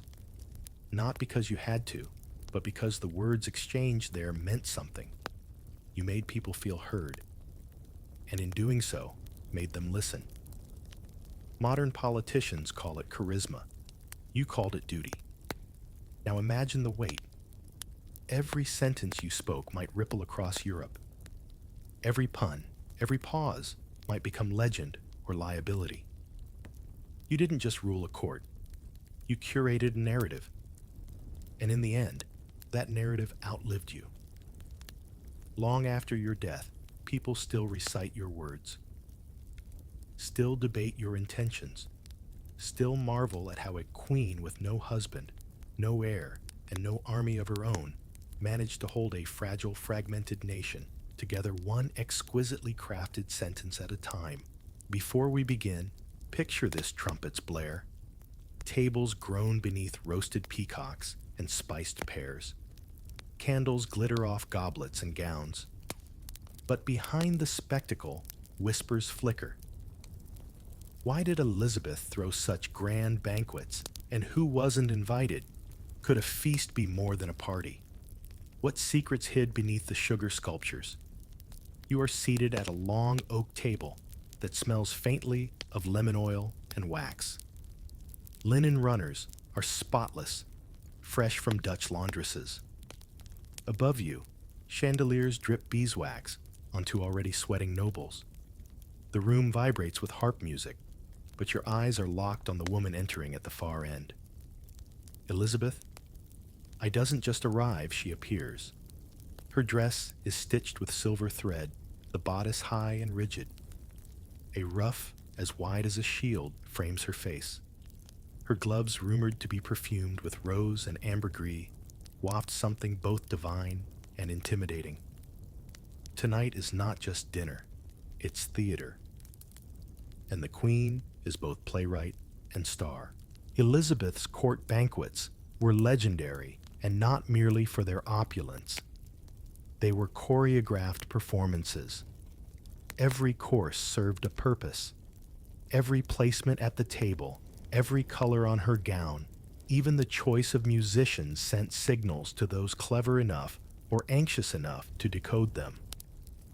For one visiting ambassador being seated closer to the Queen than his rival from Spain might suggest an alliance with England. For a nobleman receiving a sugared plum before others might hint at regained favor or a test. You never really knew. And that was the point. You weren't just eating, you were being watched. But let's step back to the kitchen for a moment. The real work begins days earlier. Cooks arrive at dawn, sleeves rolled shouting orders. Chickens are plucked. Venison is hung. Chefs work by torchlight chopping herbs, grinding spices, and sculpting marzipan into miniature castles. The scent of cloves, garlic, and melting sugar thickens the air like fog. This isn't just cooking, it's an act of national propaganda. Elizabeth's feasts showed the world that England, often dismissed as a foggy northern island, could dazzle with the best of them. Italian ambassadors used to Florence and Venice wrote of your novel dishes and curious entertainments. Spanish envoys reported with grudging admiration about the pageants and music. But behind the pageantry lay policy. You, Elizabeth, understood that every invitation was a political message. To summon a noble to court was to remind him of your power. To leave him out, that was worse than a reprimand. It was exile without the paperwork. And sometimes you'd summon a rival just to watch him squirm. At one midsummer feast, you had a particularly ambitious earl seated directly across from you, then spent the evening ignoring him. Every toast passed him by. Every comment danced around him. By dessert, he was sweating harder than the kitchen staff. Historians still argue whether this was petty cruelty or genius diplomacy. The Earl would later pledge undying loyalty. Make of that what you will. One of your cleverest tactics was the Progress Feast. These were traveling banquets held as you toured the countryside. You'd descend upon a noble estate, expect a feast fit for Olympus, and judge the results accordingly. If the host excelled, good. If not, his reputation might suffer. But the real brilliance, you didn't foot the bill. The nobles did. Hosting the queen meant bankrupting yourself for the privilege of staying in her good graces. It was taxation disguised as hospitality, and it worked beautifully. Now, let's talk entertainment. Between courses, your guests enjoyed masks, mini-plays with allegorical characters. The Queen of the Moon might do battle with envy. A river god might praise the Virgin Queen in rhyming verse. These weren't just distractions. They were subtle PR campaigns wrapped in glitter and harp music, and the audience. They were expected to get it. Miss the message, and you were a fool. Laugh at the wrong line, and you might reveal loyalties you'd rather keep hidden. Even the costumes had meanings, colors, materials, symbols, all woven with purpose. But you weren't always all spectacle. Sometimes you used the absence of a feast to make a point. When Parliament delayed a decision you wanted, you quietly canceled the year's New Year's celebration. No music, no banquets, just silence. The message was clear. If they stalled, so would the joy. And still, you weren't done. One winter, you hosted a night feast, an event that began after sunset and stretched till dawn. The hall was lit entirely by candlelight and reflected off mirrored plates. Guests wore white, and the queen dressed in jet black velvet.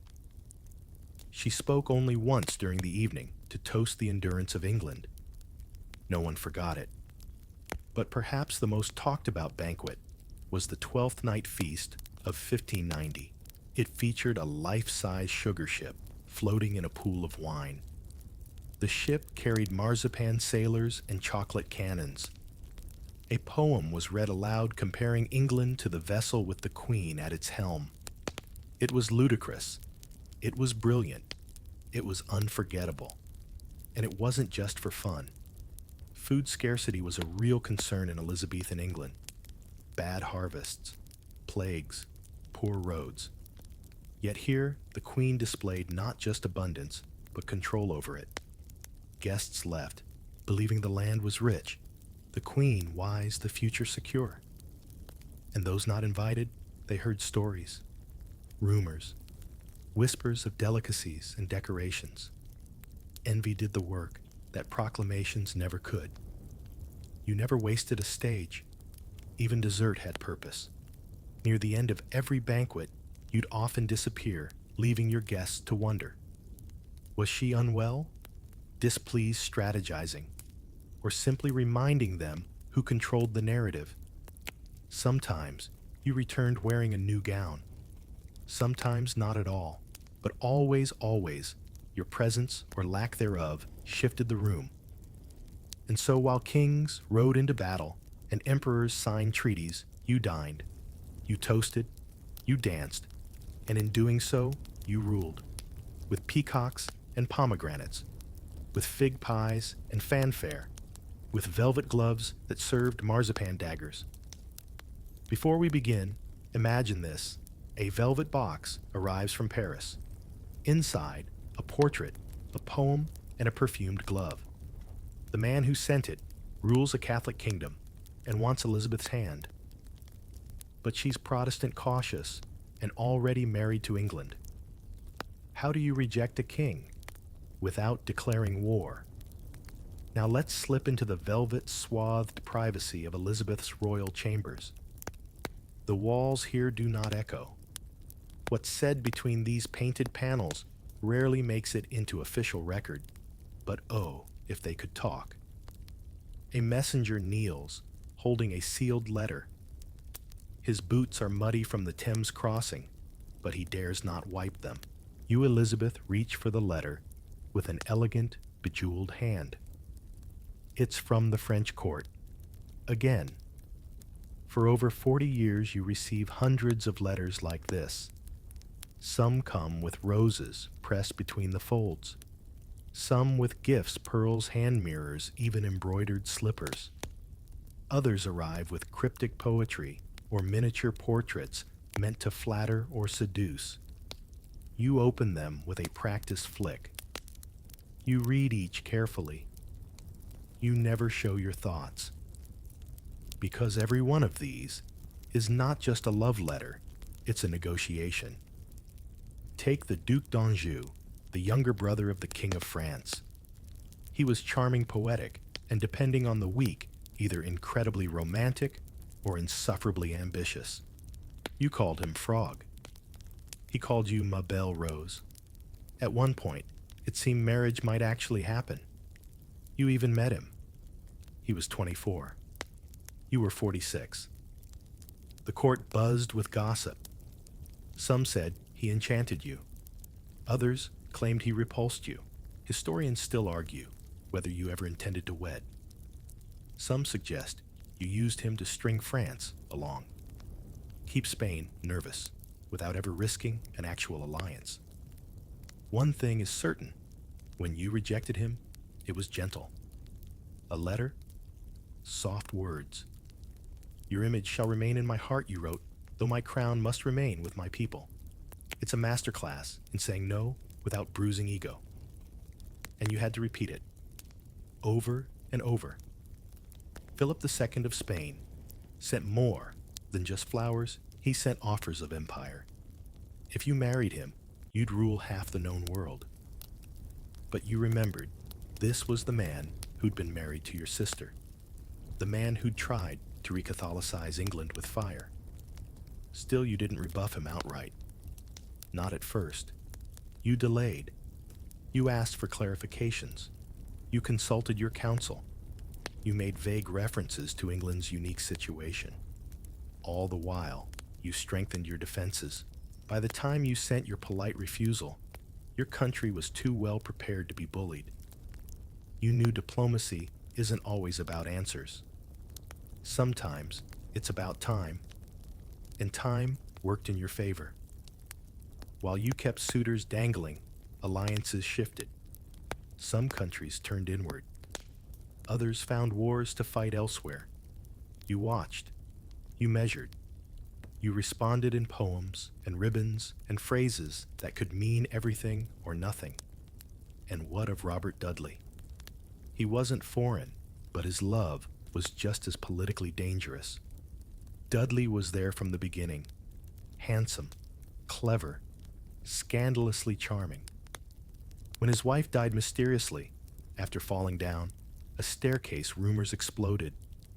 Some said it was an accident. Others whispered darker theories. You kept him close, but never too close. You gave him titles, lands, influence, but never your hand. Did you love him, maybe? Probably. But you loved your sovereignty more. Still, you wrote him letters, tender, sometimes scolding.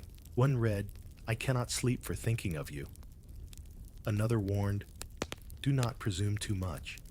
A masterclass in push-pull politics. You gave him everything but the one thing he craved: marriage. Foreign courts watched your correspondence like hawks. If Dudley gained too much favor, Spain grew anxious. If you distanced yourself, France felt hopeful. You let it play out like a chessboard with hearts. Then there were the smaller princes, the hopeful dukes, even the odd poet-turned-politician. They sent gifts to Tapestry's jewelry, even trained parrots that squawked "Vive la Reine" in broken French. Each gift a message, each refusal a puzzle. You responded with equal cunning. Sometimes you returned the gift. Other times you kept it and offered vague thanks. You almost never gave a definitive no. And in the rare case you did, you wrapped it in layers of metaphor. There was once a proposal from the Archduke Charles of Austria. He was well-born Catholic and persistent. You responded with a single sentence, "A union not of this season." It baffled even her own counsel. That was the point. You weren't trying to close doors. You were trying to leave windows open just wide enough to keep enemies guessing and allies hopeful. The question, of course, is how you managed to maintain this delicate dance for decades. Most monarchs married within a few years of taking power. You refused all offers and somehow kept everyone at the table. Part of it was charm, part was fear, and part was the brilliant, maddening mystery that you built around yourself. Your letters were long, flowery, filled with references to Greek mythology, allegorical beasts, or biblical heroines. They rarely said what they meant directly, but everyone knew they meant something. One ambassador wrote, "Her Majesty has written me a letter that begins in spring and ends in winter, and in none of its seasons does it contain an answer." Brilliant. And yet, here's the strange thing. Some of these men seem to fall for you anyway. Not the Queen, not the alliance. You, the person behind the ruff and the face paint. Perhaps it was your mind, or your wit, or the way you made them feel like they might be the one to finally break through. None did. Even as you aged, even as your suitors died or married others, you kept up the game. You kept writing, kept replying, kept the veil drawn, the mystery alive. Because in doing so, you maintained not just your independence, but your kingdoms. You didn't need to say yes. You only needed to never quite say no. And in doing so, you redefined what it meant to be a queen. Not through marriage, not through motherhood, but through letters laced with perfume and politics. Before we begin, picture this: a locked cabinet, a polished silver mirror, a queen seated in silence, while two ladies-in-waiting apply layer after layer of chalk white paint. But why such secrecy? Why the obsession with appearances? What did Elizabeth see in the mirror that no one else was allowed to witness? The hour is early, long before the court stirs. Servants whisper in the halls, lighting fires and polishing sconces. But within Elizabeth's private chamber, the mood is sacred, ritualistic. You sit perfectly still, eyes half-lidded as the transformation begins. First, a base layer of white lead paste, cold, thick, and heavy. It stings slightly, but you make no sound. Then rouge brushed high on your cheeks, a hint of red on your lips. a delicate veining of blue just beneath your eyes deliberately applied to enhance the illusion of porcelain perfection. This is not vanity. This is armor. And it begins here every morning with your face. Your face is England's face. Smooth, ageless, untouchable. And to maintain that illusion, no one must see the reality beneath. Wrinkles, scars from smallpox, tired eyes. They are not for public consumption. Even your closest ladies know, if the queen is unpainted, the queen is unseen. You did not invent this ritual, but you perfected it. Mirror cabinets, like the one in your room, were rare and expensive. Yours is more than a piece of furniture.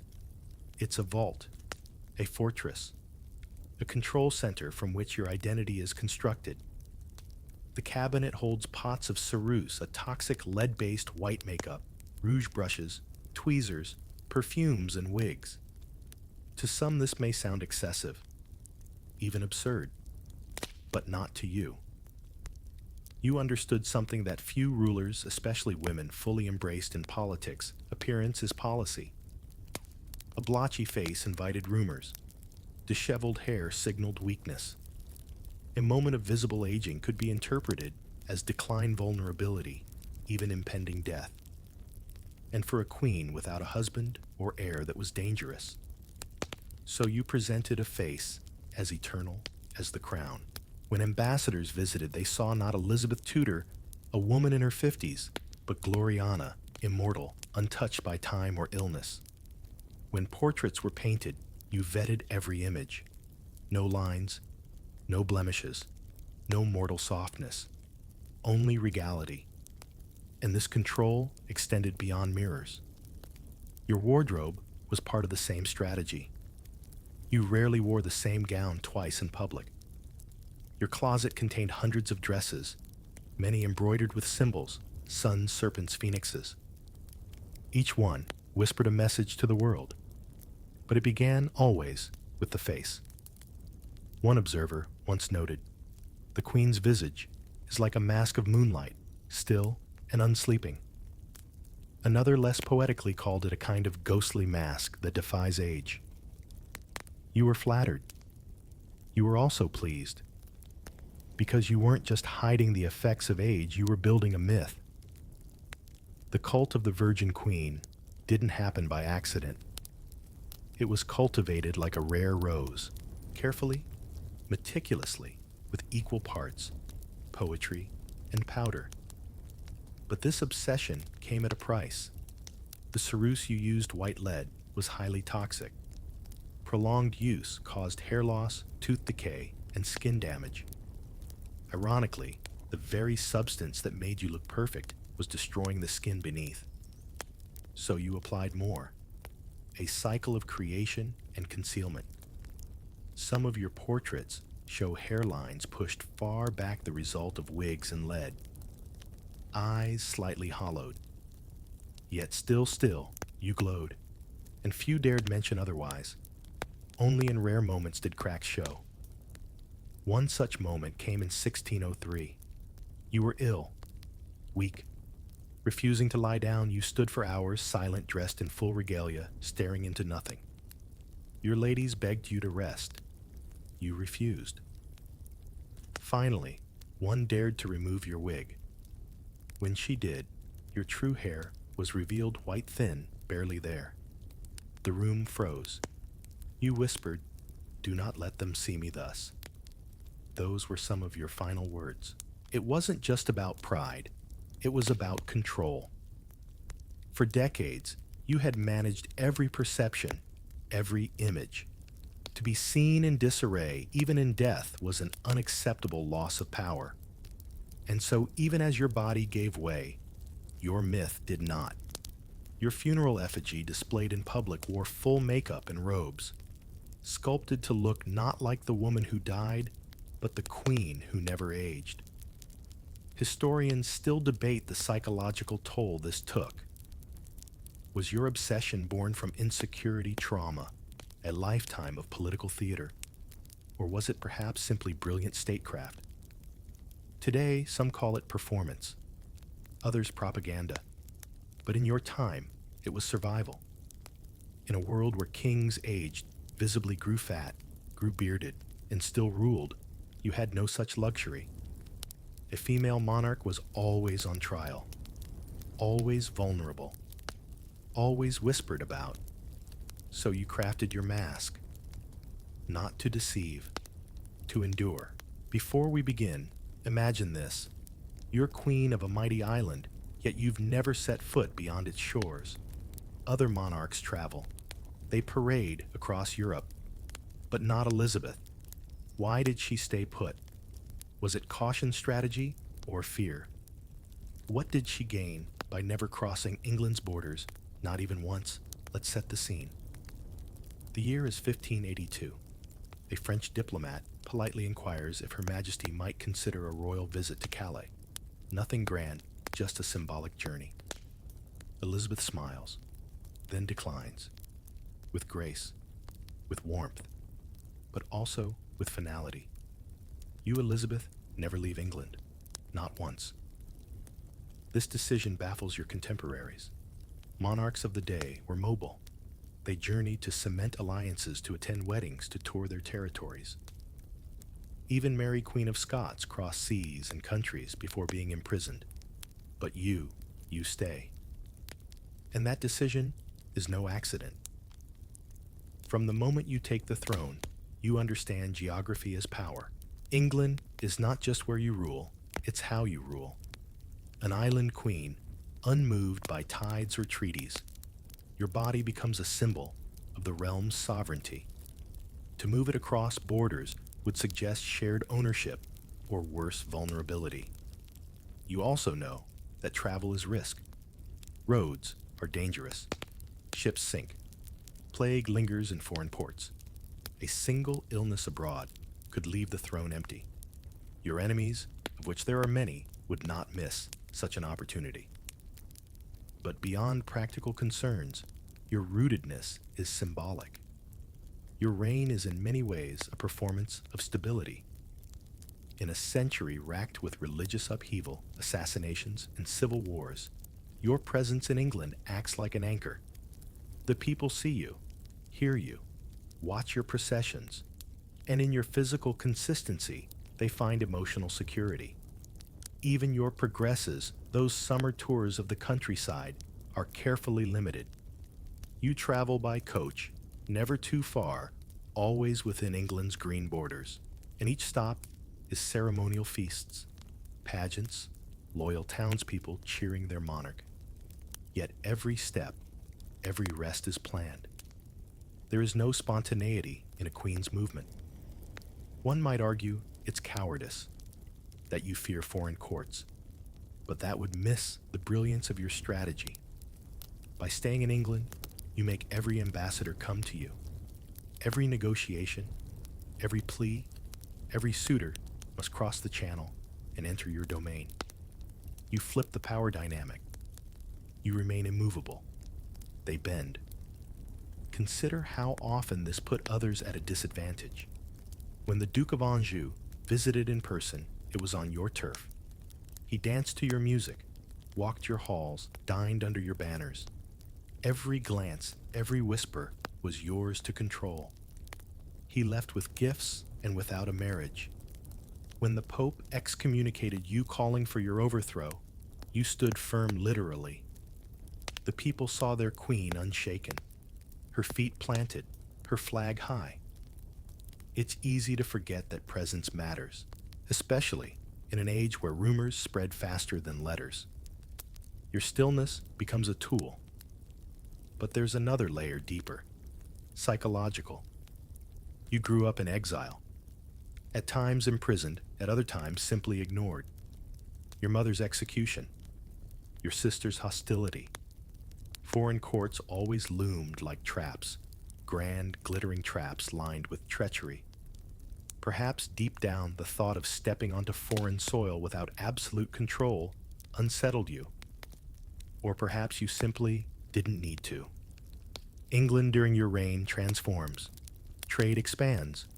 The arts flourish. You host explorers, not voyages. Let others sail for spices and gold. You stay, and they return to you, bearing tribute, tales, treasure. Drake circles the globe. Raleigh claims lands in your name. But you remain, and your people love you for it. To them, you are not a distant empress. You are here, walking their roads, watching their plays, speaking in churches and market squares. You don't need to tour Versailles to prove your worth. You are England. Even in diplomacy, your immobility becomes legendary. Foreign courts begin to interpret your refusals to travel as signs of strength.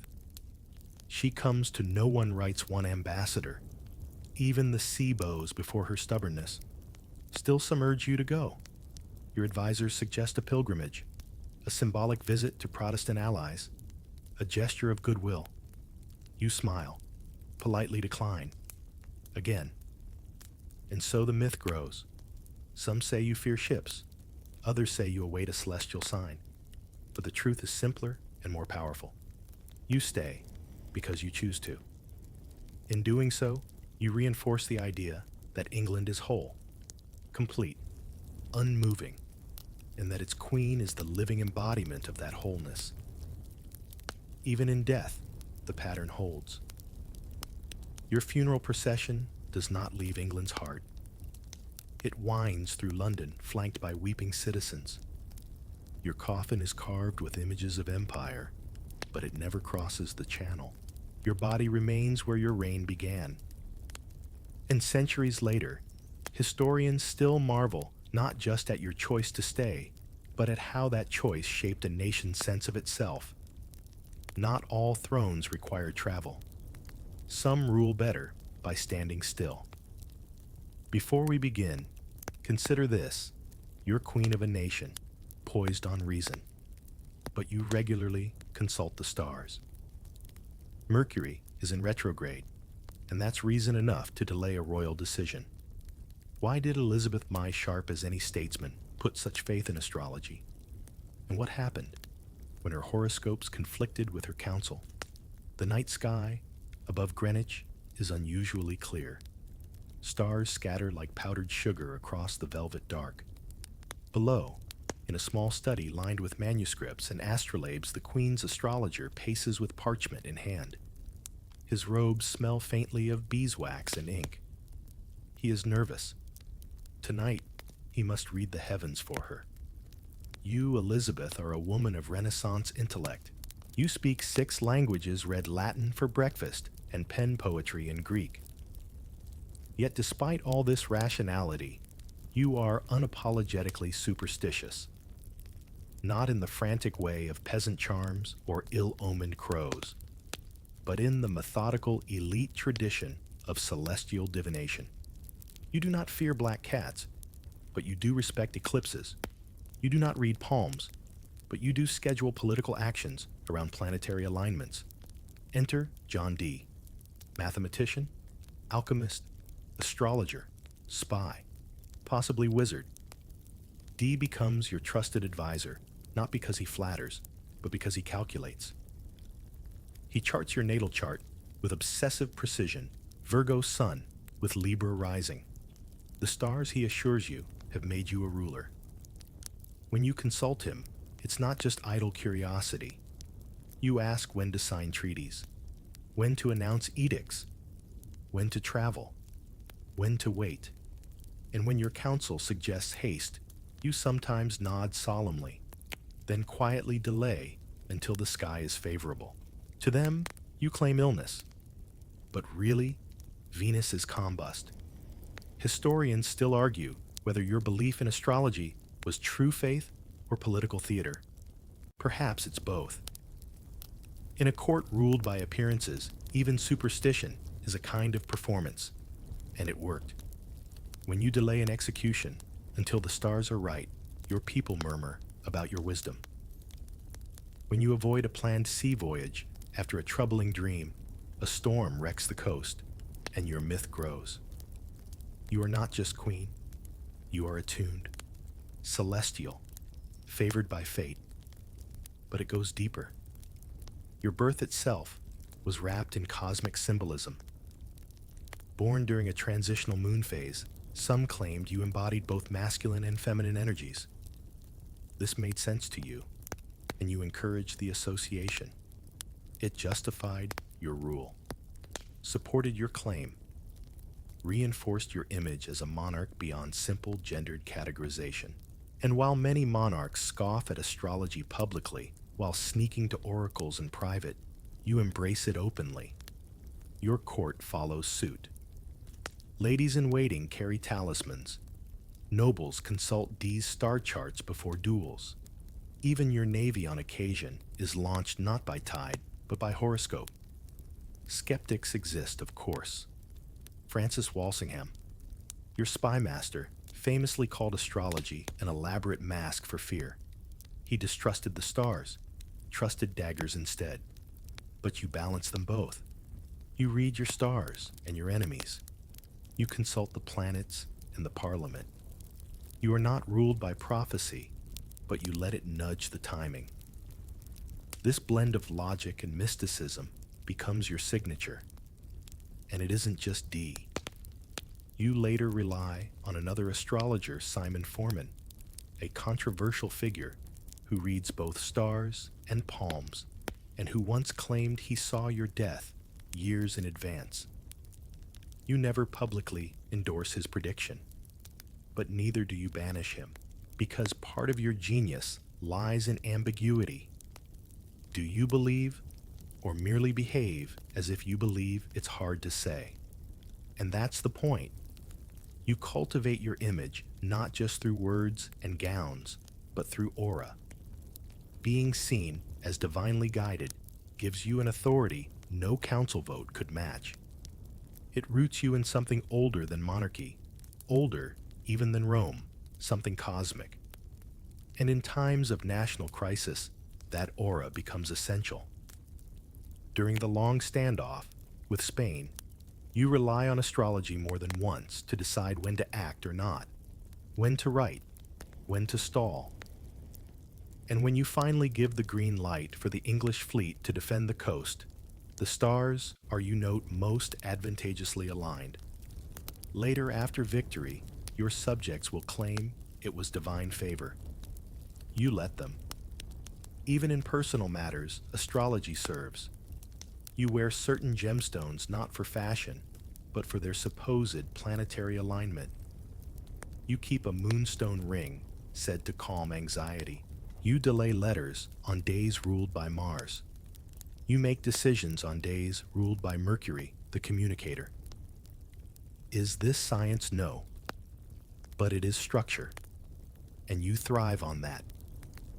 At a time when the world is unpredictable, when politics is a knife fight, and every courtier could be a traitor, the stars offer patterns, order, rhythm, a celestial schedule. And even if the predictions aren't true, the ritual is real. There's comfort in watching the planets move as expected, in knowing that no matter what crisis brews on Earth, the stars are still where they belong. That comfort for you is power. Some say you once asked D if your reign would end in disaster. He replied with a metaphor: the sun sets, but does not die. You never asked again. When D eventually falls from favor, replaced by newer minds and sharper skeptics, you do not denounce him. You simply stop calling. Quietly, respectfully. Let the myth remain intact. And through it all, you never stop watching the sky. In your final years, you reportedly stare at the moon for long stretches. Silent, reflective. A woman who's ruled through war plague, betrayal, and still seeks answers in the constellations. Because to rule is to doubt, and to gaze at the stars is to remember the game is vast. You are small, but still somehow the stars have made space for you. Before we begin, picture this. The Queen stumbles during a speech. Gasps ripple through the crowd, but then she recovers, smiles, finishes stronger than before. Was it a mistake or a masterstroke? Why would Elizabeth pretend to be weak? even in public. What did she gain from falling on purpose? The air inside the chamber is dense, humid with breath and anticipation. Nobles line the walls, their polished shoes squeaking softly on waxed floors. You, Elizabeth, step up to the dais, prepared to deliver a delicate address about rising taxes and dwindling harvests. Then, without warning, your hand trembles. You pause. Your knees bend slightly. A lady-in-waiting moves towards you, panicked, but you wave her off. Straighten. Smile. Deliver the rest of your speech with renewed fire. It's not the first time this has happened, nor the last. Because what few realize is that this is not always a sign of frailty. Sometimes it's strategy. You are Elizabeth Thome, sharp, watchful, and fiercely independent. But you're also a woman ruling in a man's world. One who must balance strength with softness, certainty with charm, fire with silk. And sometimes the most powerful move in a room full of ambitious men is to seem vulnerable just long enough for them to lower their guard. There is an old weapon in the female arsenal, the feint, the stagger, the tear held back just long enough to make a point. And you, brilliant theatrical Elizabeth, know how to wield it. Your reign is filled with carefully chosen moments of apparent weakness. A cough before delivering harsh news, a teardrop when denying a beloved courtier's plea, even a trembling hand when dismissing an ambassador's demand. Each one lands harder than a sword. One famous example comes during the heated debates over Mary Queen of Scots. Your advisors are divided. Some want her executed. Others fear retaliation from Catholic Europe. You appear at the council, visibly drained eyes, red voice shaking. This decision grieves me more than you can know you say. Some are moved. Others are confused. But few notice that you are the only one not confused. In the days that follow, momentum shifts. The council edges closer to your preferred outcome without you ever explicitly ordering it. Historians still argue, was the queen genuinely tormented, or performing torment to unify her court? Another instance, the royal procession of 1578. As you pass a particularly hostile crowd, your horse falters slightly. You do too. A sharp intake of breath from onlookers. You sway, then recover. Later, you'll say the heat got to you. But by evening, pamphlets describe a frail queen who would not fall a woman upheld by loyalty. Your public image grows stronger because of that momentary stumble. Even your enemies notice. A Spanish envoy once wrote, "The queen does not merely command with her words, she commands with her weakness. It makes strong men foolish." The trick, of course, is control. You never lose yourself. You never actually faint. You show just enough softness to disarm, then strike with words or policies that were prepared long before the act. And this strategy isn't new. You learned it young. As a princess, you survived interrogations by appearing meek, compliant, even scared. You said little, smiled when asked, let others assume your obedience. Meanwhile, you memorized every word, every threat, every lie. By the time you took the throne, you were fluent in this particular language, and you never stopped using it. Even in love, you balanced strength with staged vulnerability. With Robert Dudley, you sometimes scolded. Other times, you sighed theatrically, pressing a hand to your temple. You asked too much, you'd whisper, even as you granted his next command. The court called these moods Elizabeth's turns. They were discussed like weather, predicted, endured, but you knew exactly what you were doing. In a world where power often equaled masculinity, you turned femininity into a weapon, not by abandoning it, but by mastering it. You were neither submissive nor strident.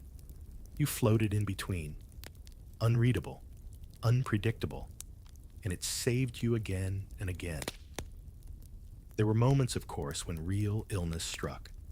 The smallpox scare of 1562 left you scarred and dangerously close to death. You were genuinely weak then, and it terrified you. But afterward, you never let such vulnerability show again unless it served a purpose. At court, your performances became legend. You once wept publicly when a beloved court musician died. The gesture was heartfelt, yes, but also symbolic. A mourning queen evoked compassion, loyalty. Even the nobles softened. And during times of unpopular policy, tax increases, harsh sentences, you'd appear with unpainted eyes, a softer tone. You'd admit to being troubled, not because you were, but because it deflected outrage. This wasn't manipulation for manipulation's sake. It was survival. As a woman on the throne, you couldn't afford to be seen as too hard or too soft, too ambitious or too passive, too commanding or too emotional. So you blurred the lines. You created a third category Elizabethan, a space where power wore pearls, where a slight stumble could shift public opinion, where a queen could weep on Monday, thunder on Tuesday, and still rule on Wednesday. Even foreign observers began to adapt. Ambassadors started questioning the sincerity of your illnesses. She may faint again, one wrote, but not without reason. They learned not to underestimate you, even in moments of apparent fragility. Your people, however, adored it. To them, your occasional tears proved you felt like they did, that you weren't just some marble statue atop a gilded throne. You were human, relatable, and that, oddly enough, made your myth even stronger. Because when you recovered, when you wiped a tear, straightened your crown, and carried on, they cheered. The queen had returned, and in that return was rebirth. Every time. So no, Elizabeth, you did not faint because you were weak. You fainted when necessary, so that your strength would shine brighter by contrast. It was never about fooling people. It was about reminding them that even the sun casts shadows, and that sometimes the softest echo leaves the deepest mark. Before we begin, imagine this A-room glittering with gold thread, stiff brocade, and sleeves wider than doorways. But look closer. Why crimson today? Why that particular cut of sleeve? Elizabeth doesn't choose her gowns on whim. Each color, fabric, and feather is a sentence. So what messages are hidden in the Queen's wardrobe? It's dawn at Richmond Palace. A dozen gowns hang silently in a cedar-lined chamber. Sunlight slices through the window, bouncing off sequins and pearls. Lace whispers. Silk rustles. But none will be worn until you, Elizabeth, decide what to say today. With your dress, you are not just choosing clothes. You are scripting policy. From the moment you ascend, the throne fashion becomes one of your most effective diplomatic tools. You understand instinctively what modern leaders still struggle with, that what you wear can calm nations, ignite alliances, and silence rebellion without saying a word. Take the color crimson. You often choose it before council meetings, foreign audiences, or when addressing Parliament. It symbolizes power, confidence, and majesty, but it also whispers of blood, heritage sacrifice, and, if necessary, war. You never mention it. You don't have to. The message lands all the same. When tensions rise with Spain, you wear black. Regal, somber, unshaken. But it's not mourning, it's intimidation. During the New Year's Masque, when French diplomats are present, you choose lavender and silver. Light, playful, hopeful. Soft enough to suggest diplomacy. Sparkling enough to remind them who holds the cards. And it's not just color. It's fabric silhouette. and even weight. You favor high necklines, armored almost when challenged in court. You wear lighter linens and open sleeves when speaking to townspeople. Your gowns are not about modesty or excess.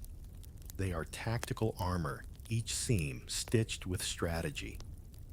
Historians often obsess over your words, but those who know better study your hemlines. Let's consider your most famous ensemble, the gown worn during the Armada speech. White satin, a silver breastplate, a sword at your side. No need to declare England's readiness for battle. You wore it. And what did the people see? A queen with a body weak and feeble, yes, but dressed like a general, radiant as a goddess, invincible in symbolism. They wept. They cheered. They rallied. You didn't have to march. You just had to shimmer. Behind the scenes, your wardrobe is a state within a state. Dozens of tailors, embroiders, seamstresses, and fabric dyers labor daily under the direction of your mistress of the robes. Patterns are copied. Designs are tested. Nothing is left to chance. One tailor writes that a single sleeve took 12 hours of stitching, not because it needed to, but because it had to be perfect. Messages don't allow wrinkles. Even your accessories speak. A fan carved from ivory when meeting Eastern envoys. A girdle studded with Tudor roses at Protestant ceremonies. Gloves scented with rosewater. And ambergris, a subtle blend meant to soothe but also to dominate a room with presence. You even play with time. In later years, you wear gowns from earlier decades, outdated styles, made regal again by your insistence.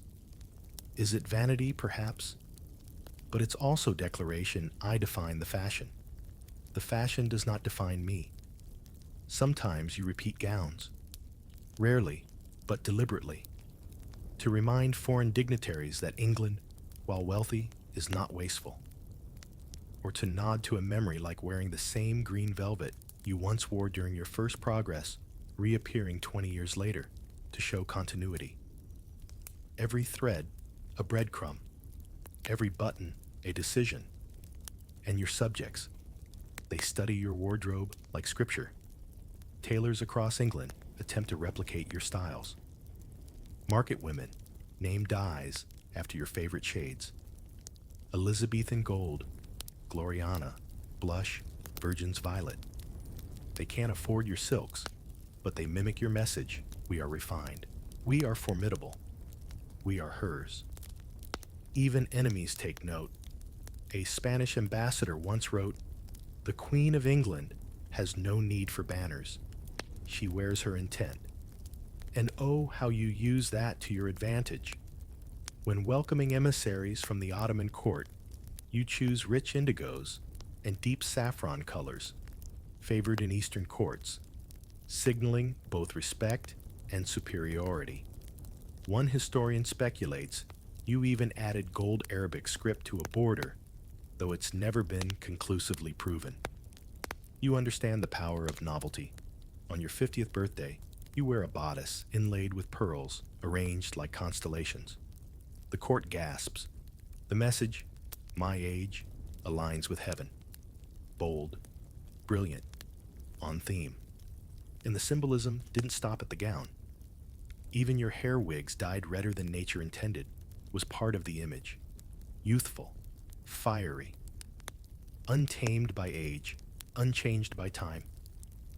You became a painting in motion, one whose canvas could wink curtsy and command armies. But perhaps the most striking example of your wardrobe as diplomacy came in 1594.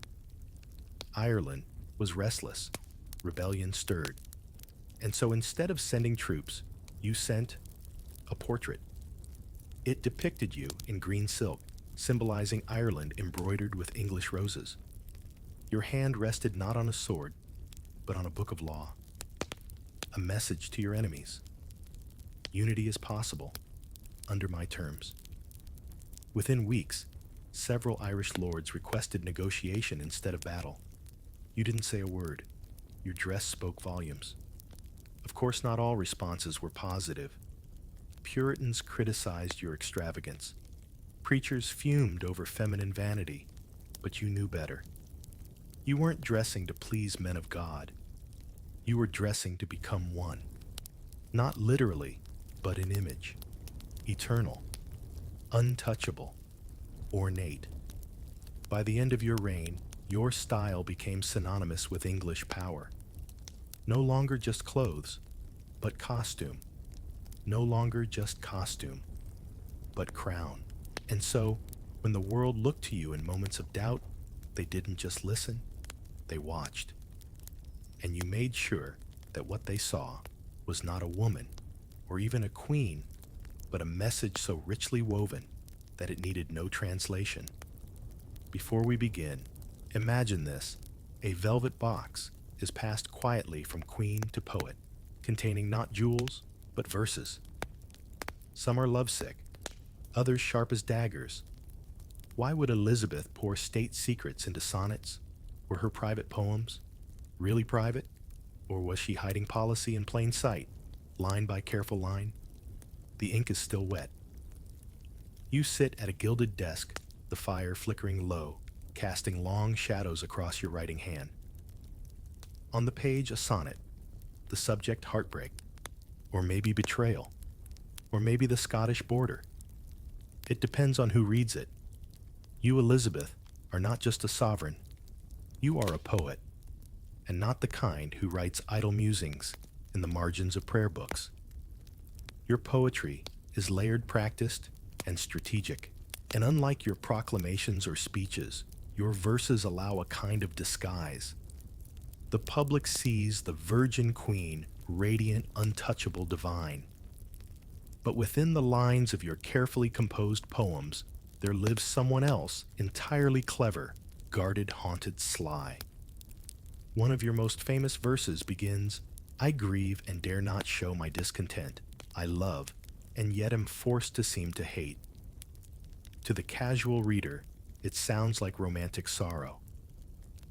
But to those who knew the court, it was about politics, about maneuvering through betrayals, about playing peace while preparing war. Historians debate whether the poem was addressed to a man, a nation, or your own conscience. That's the brilliance. By making the subject ambiguous, you made your meaning universal and deniable. You weren't just expressing emotion, you were encoding strategy. Take another piece, On Monsieur's Departure. It reads like a love lament, tragic aching, but it was written just after you declined to marry the Duke of Anjou. Instead of delivering a diplomatic insult, you offered a poem, elegant, sad, non-committal. It was a velvet, no padded with metaphor. Your poetry became the perfect diplomatic tool, because letters could be intercepted, speeches misquoted, but a poem could be passed off as art, or heartbreak, or nothing at all. And yet, everything was there. When you wrote about the heart that hides behind the crown, your counsel wondered if you meant your own loneliness. But your enemies read it as a threat, I feel. I remember. I plan. You played both audiences at once. Even your closest courtiers couldn't always decipher your intent. Robert Cecil once remarked that your poems contain more traps than truths, and he meant it as a compliment, because that was your style. You wrote in mirrors. One line meant loyalty, the next rebellion, the third a red herring. Even the choice to write in verse rather than prose sent a message. Poetry in your court was not idle flattery. It was a political language, a duel fought with meter and metaphor.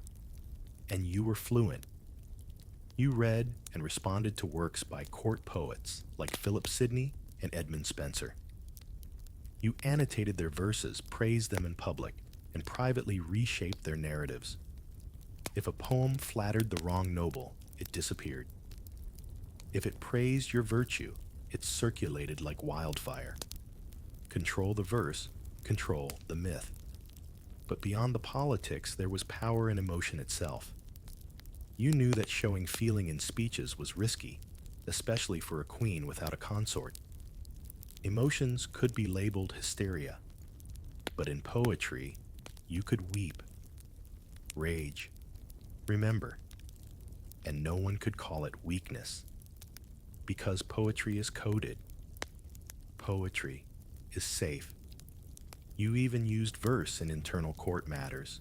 When a favored lady-in-waiting displeased you, instead of a reprimand, she received a couplet. The rose that climbs too fast to bloom may find no light to grace her room. Cryptic, cold, and devastatingly effective. She resigned a week later. Your courtiers began to fear poems more than proclamations, because they weren't just public, they were intimate. A reprimand said aloud could be debated, deflected, but a private stanza, it nestled in the mind, played on repeat, tore at the seams of certainty, and you use that, even on yourself. Your later poetry grows darker, lonelier, more reflective. Some verses seem to confess doubt, even dread I walk alone, though flanked by praise, and find no rest in golden days. But even these are layered. Were you confessing regret, or warning your rivals, or simply performing melancholy so that your joy, when displayed, would dazzle more? We'll never know. Because you never explained your poems. Not once. You let them speak. And they did.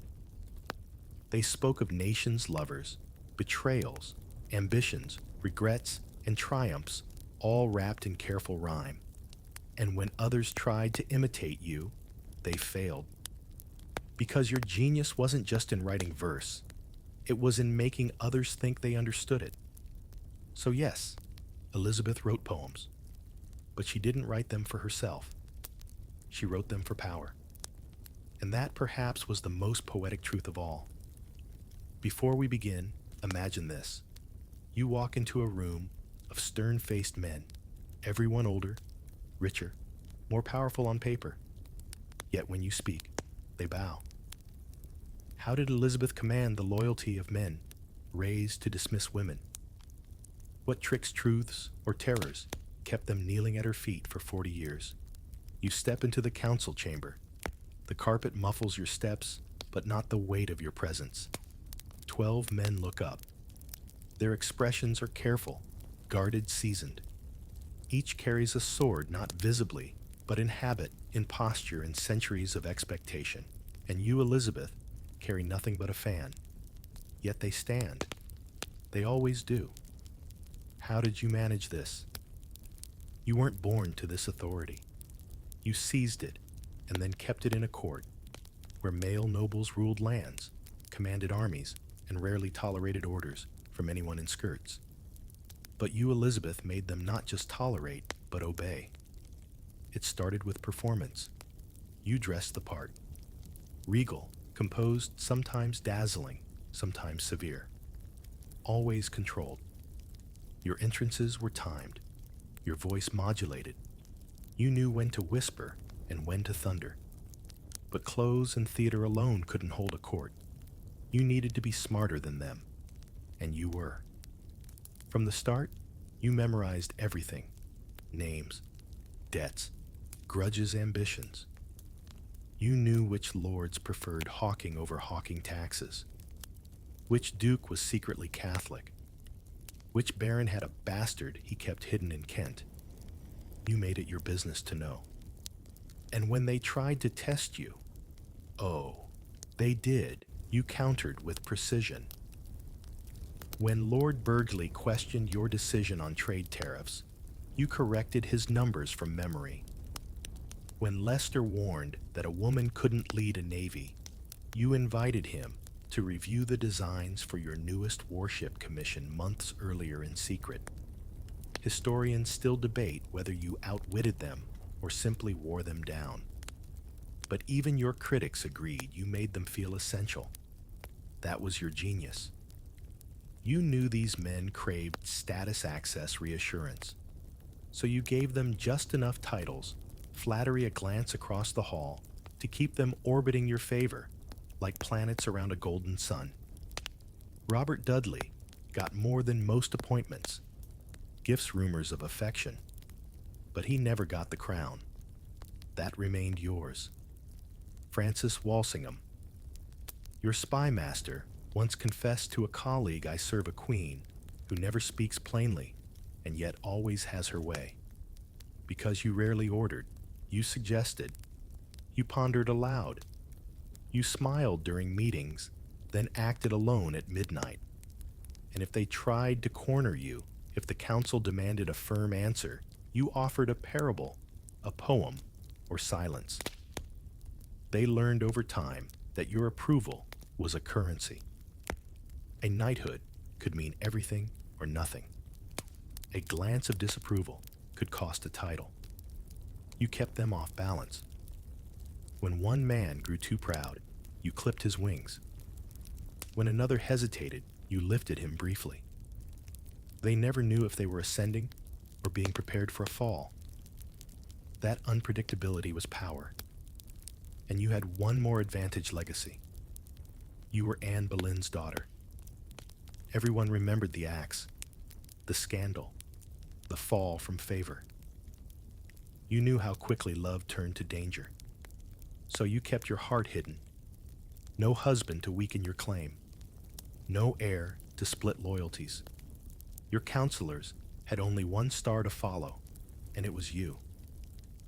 Even when they disagreed, they rallied behind you because you were consistent, principled, and untouchable. When foreign dignitaries tried to go around you, your male advisors defended you. Not because they believed in female leadership necessarily, but because you'd made them part of the myth. The Elizabethan court wasn't just a monarchy, it was a masterpiece, and they were painted into the frame. There were tensions, of course. Some nobles chafed under your rule. The Earl of Essex famously tested your patience, brash, entitled, too bold. He dared to defy you publicly. Once, even turned his back on you in council.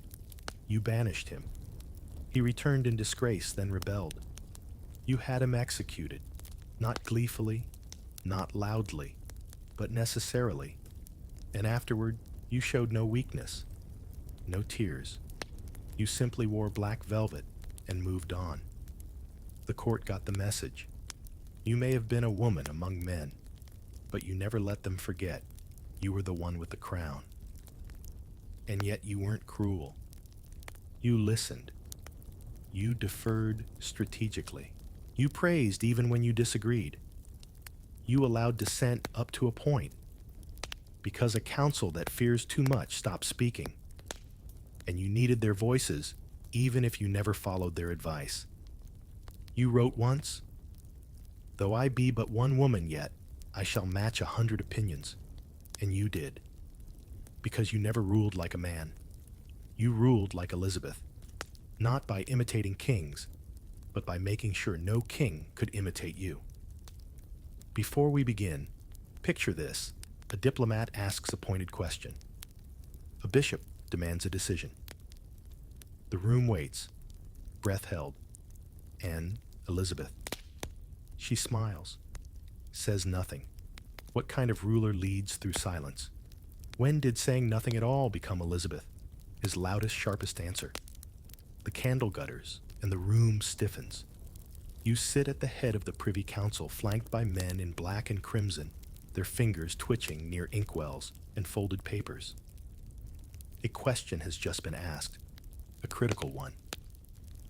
All eyes turn to you. You do not respond. Not today. Not yet. And this is where your genius lies. In a world where kings roar, declare decree, you withhold. You reign through restraint. And in doing so, you turn silence into an instrument of power. You are Elizabeth. And you know when not answering delivers the greatest effect. Consider this. You live in an age of public proclamations and fiery sermons. A monarch is expected to speak with certainty, to strike quickly, to respond boldly. You do none of those things. Not because you're indecisive, but because you understand the value of space, of waiting. You let others speak first. Let them reveal intentions, overstep, contradict themselves. Then you either speak just enough or not at all. Your silences become legendary. When Mary Queen of Scots is captured and petitions for mercy, your counsel presses you for a decision. Execute or pardon. The stakes are enormous. You nod. You listen. You take the warrant and place it in your chamber drawer. For months you say nothing. Your counsel stews. Europe holds its breath. Mary writes desperate letters. You wait. And when the time finally comes, when your silence has ripened into inevitability, you allow the execution to proceed, without explicitly commanding it. Later you express shock, regret, but you do not undo it. Historians debate whether it was strategy or genuine anguish, but they agree the silence was effective, because silence gives you distance, plausible deniability, flexibility, and you use that expertly. When your nobles fight among themselves, you do not intervene immediately. You observe. You let their ambitions clash, weak and exhaust. Then only when it serves you speak, or you don't. And that absence becomes your presence. One lord once said, "Her Majesty's quiet holds more danger than 10 proclamations." He was right. Your silence isn't empty. It's crowded with calculations, consequences, and control. And you don't reserve this tactic for politics alone. In courtly matters, silence is your scalpel. When a suitor grows too confident, you withdraw. No letters, no tokens, just absence. And soon he falters, begins to doubt, returns more cautious, more obedient. You train loyalty with silence. You correct behavior without raising your voice. Even in public appearances, you know how to wield quiet. When the Spanish Armada fails and the people erupt in celebration, your speech is short, measured. You praise them, but you do not gloat. You let your silence say what your lips will not. I expected this. I feared nothing. And in that pause between words, your legend grows. Not everyone understands this power. Some mistake it for coldness. Others accuse you of delay of fear. But you know better. You know that speech can commit you, that every word is a thread, and too many threads unravel the garment. So you speak only when the design is ready. And while your counselors write endless memoranda, draft opinions, and beg for direction, you remain still until you don't. Until the silence breaks and your voice, soft but absolute, resets the board. You also understand the emotional weight of withholding. When a beloved lady-in-waiting betrays your trust, you don't punish her with fury. You remove her from your presence. No letter, no explanation. The message is clear and unforgettable. One ambassador wrote that Her Majesty's refusals are quieter than the grave, but twice as final. This wasn't passive aggression. It was refined leadership.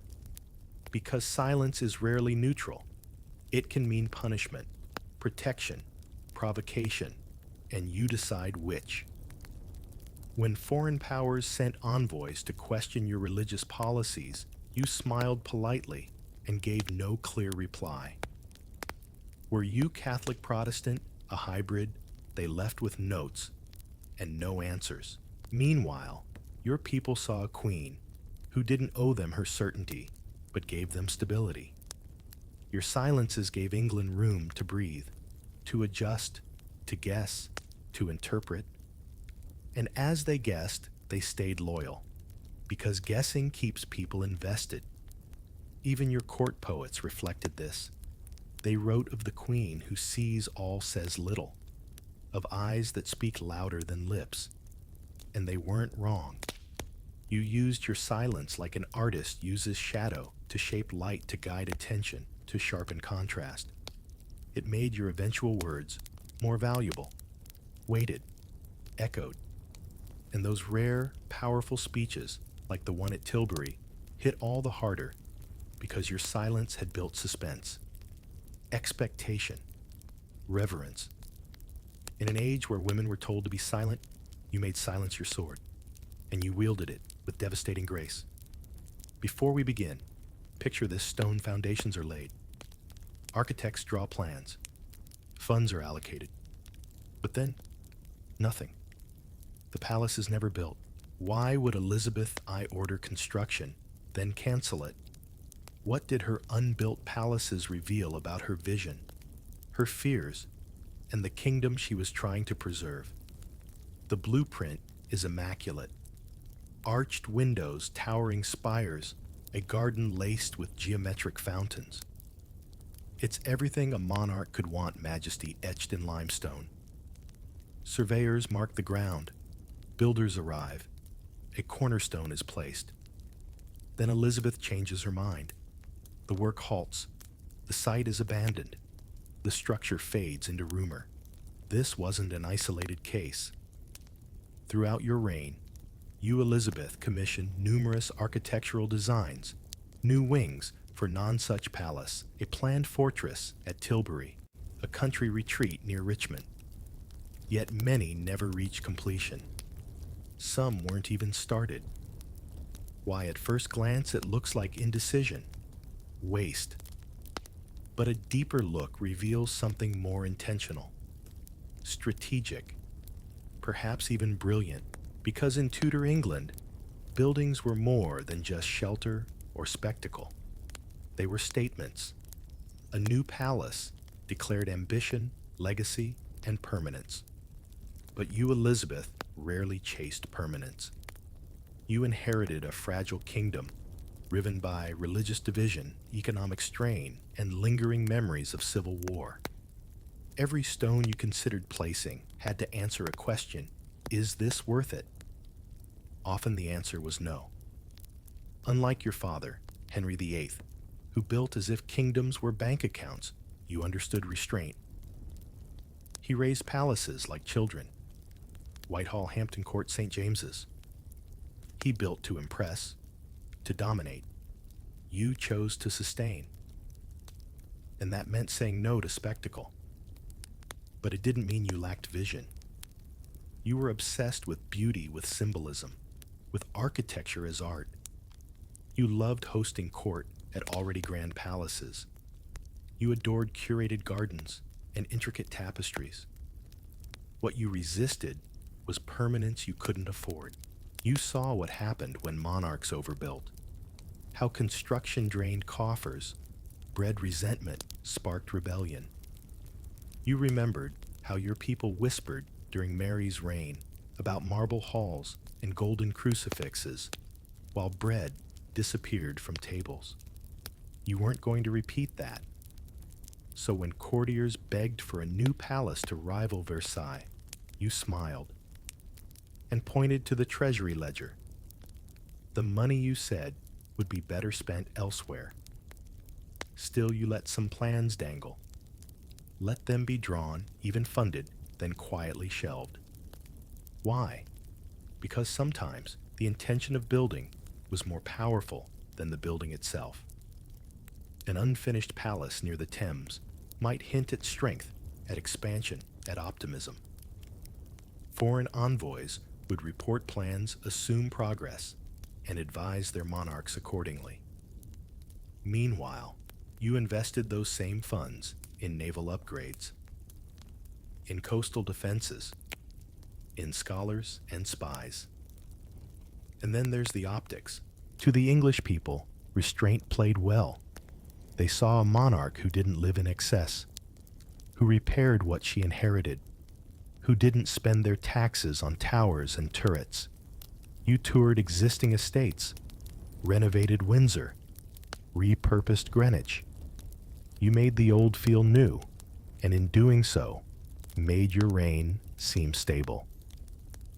But perhaps the most fascinating piece of this architectural puzzle is how personal your decisions became. Some believe you left certain palaces unfinished on purpose so they'd never outshine you. A new building could become someone else's legacy. A favored lord might grow too powerful near his own castle.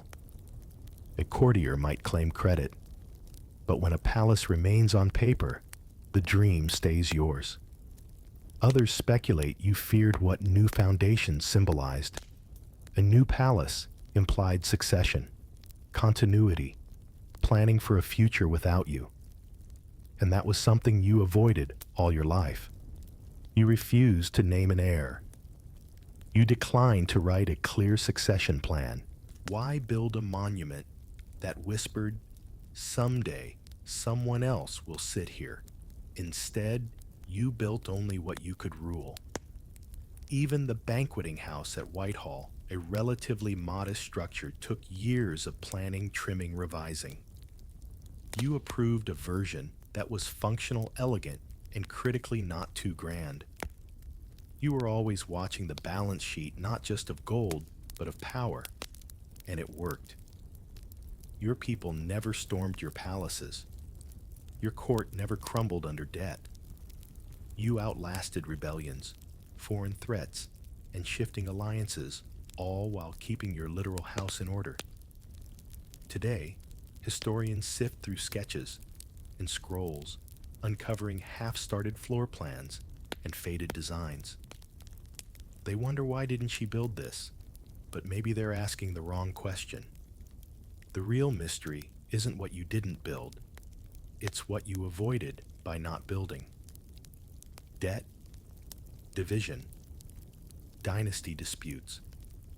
By leaving stone unlaid, you kept your crown unshaken. And in the spaces where towers might have risen, you built something else. Instead, longevity, legacy, and a myth that needs no palace to endure. Before we begin, picture this: the court is divided. Factions whisper in corners, demanding you pick a side.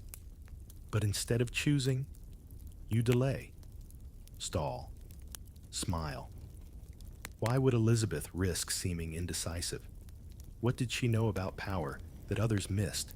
And how did not choosing become her boldest political move? The council chamber is loud today. Two groups face off across the oak table, voices sharp as drawn swords. One faction demands military aid to the Netherlands. The other warns of war with Spain. Both look to you. You lean back in your chair. Say nothing. You already know what you'll do. Nothing. For now. Because sometimes not choosing is the choice. You, Elizabeth, have made a career of it.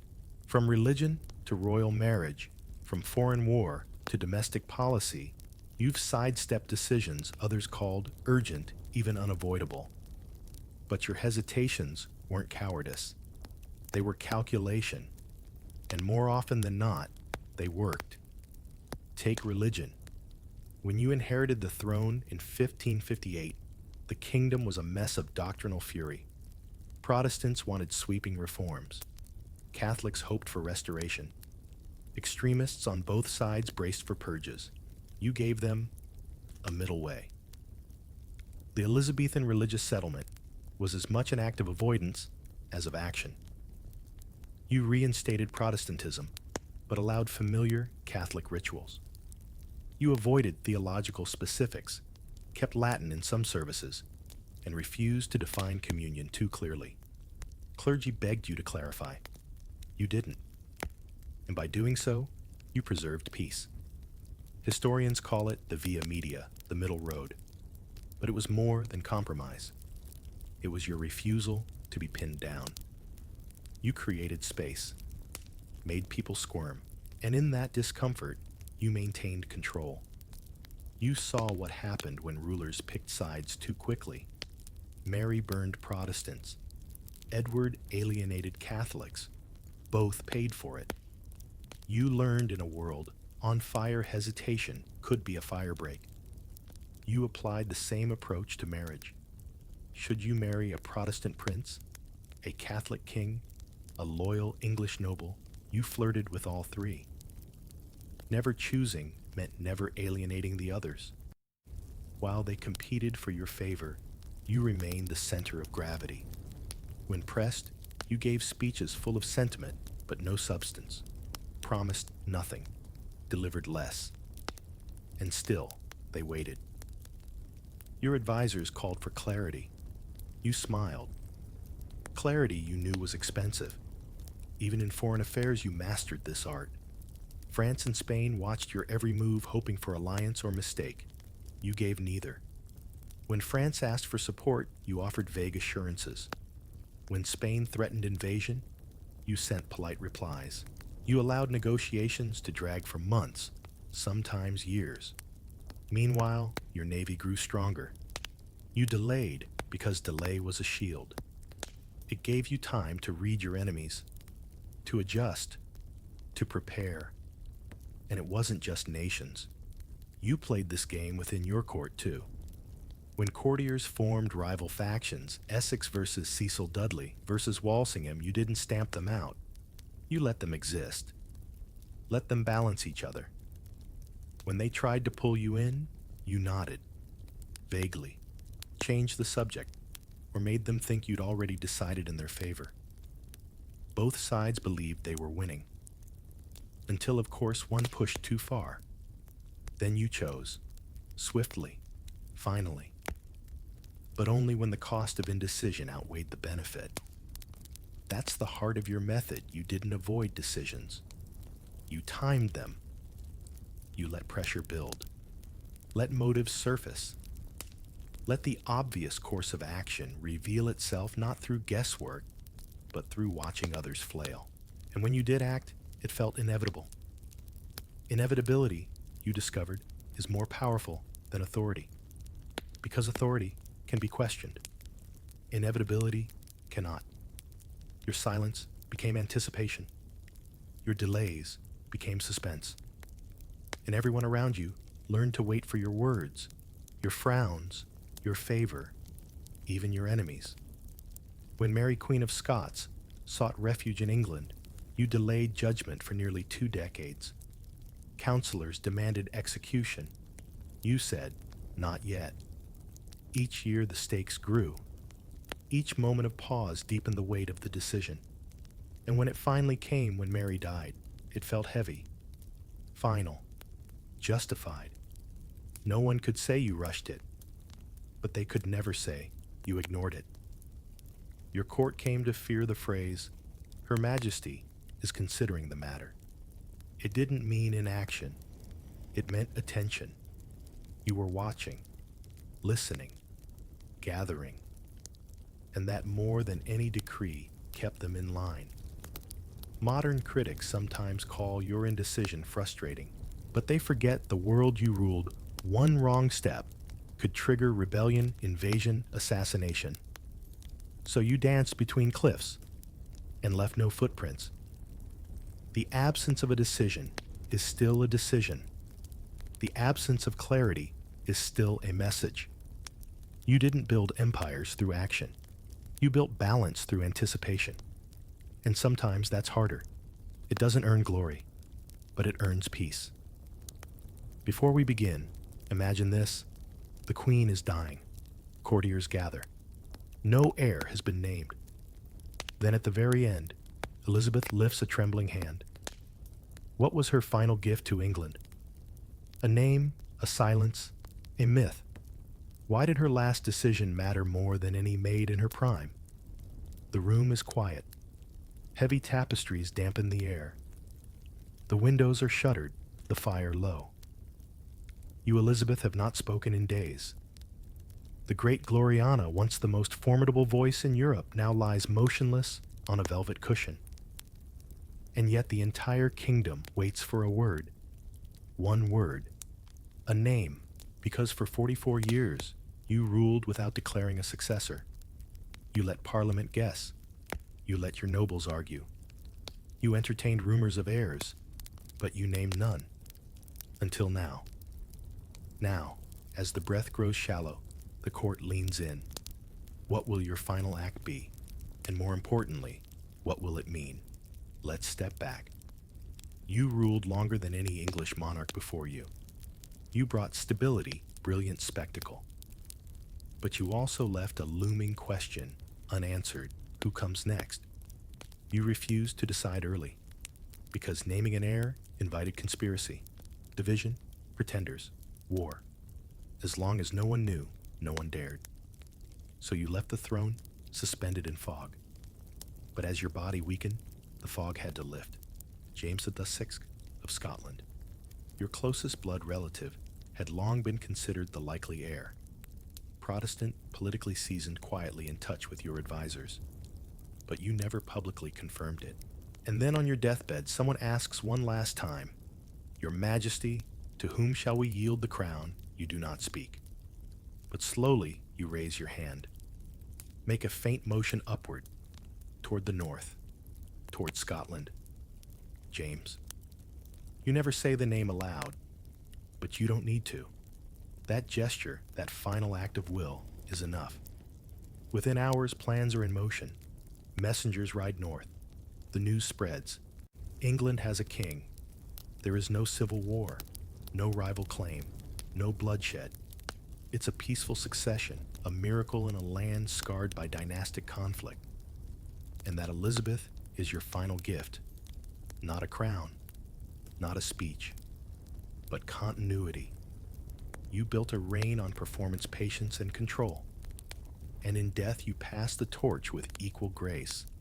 You chose not to choose for decades, and then precisely when needed, you chose. Historians still debate whether it was planned all along, whether you intended James to inherit, but withheld the name for dramatic effect, or whether at the end you simply understood that a quiet gesture carried more weight than a formal decree. Either way, it worked, and that choice echoes. James honors your memory. He preserves your reforms. He continues your policies, even as he shifts the tone from Virgin Queen to Father King. England does not collapse. It transforms, and you become legend.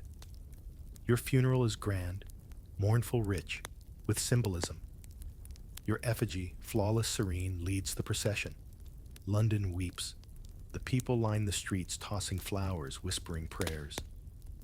And in the decades that follow, your myth only grows. Shakespeare calls your reign a golden age. Historians craft epics. Artists paint you taller, younger, brighter than you ever were. But you, Elizabeth, would have approved, because your reign was always a performance, and you never missed your cue. Even your death was staged with care. Not for vanity, for the nation, because deep down, you understood the role of a monarch isn't to live forever, it's to leave well. And that perhaps is your greatest legacy. Not the speeches, not the gowns, not the victories, but the silence at the end filled not with panic, but with trust. You ruled alone and left a kingdom united. Now, if you're still here resting, relaxed, listening in the dark, let your mind drift gently away from the court. Picture the candles flickering out one by one in Elizabeth's chamber. Hear the soft brush of silk as her ladies close the doors. Outside, the Thames flows on quiet, constant, untroubled. The kingdom does not stop. The world does not end. It simply continues, not with noise or chaos, but with a hush, a breath, a slow, deliberate turn of the page. And that's how she ruled. Through presence, through patience, through pauses longer than speeches. You've walked through her life, one carefully chosen decision after another. Sometimes loud, sometimes silent, often surprising, but always, always hers. Now step away from the palace.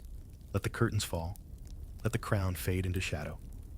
Here it's quiet, soft, safe. Even queens can rest. And so can you. Tomorrow can wait. But before you go, hit that subscribes button. Also drop a comment and let me know what would you do if you were in her place. Now sleep well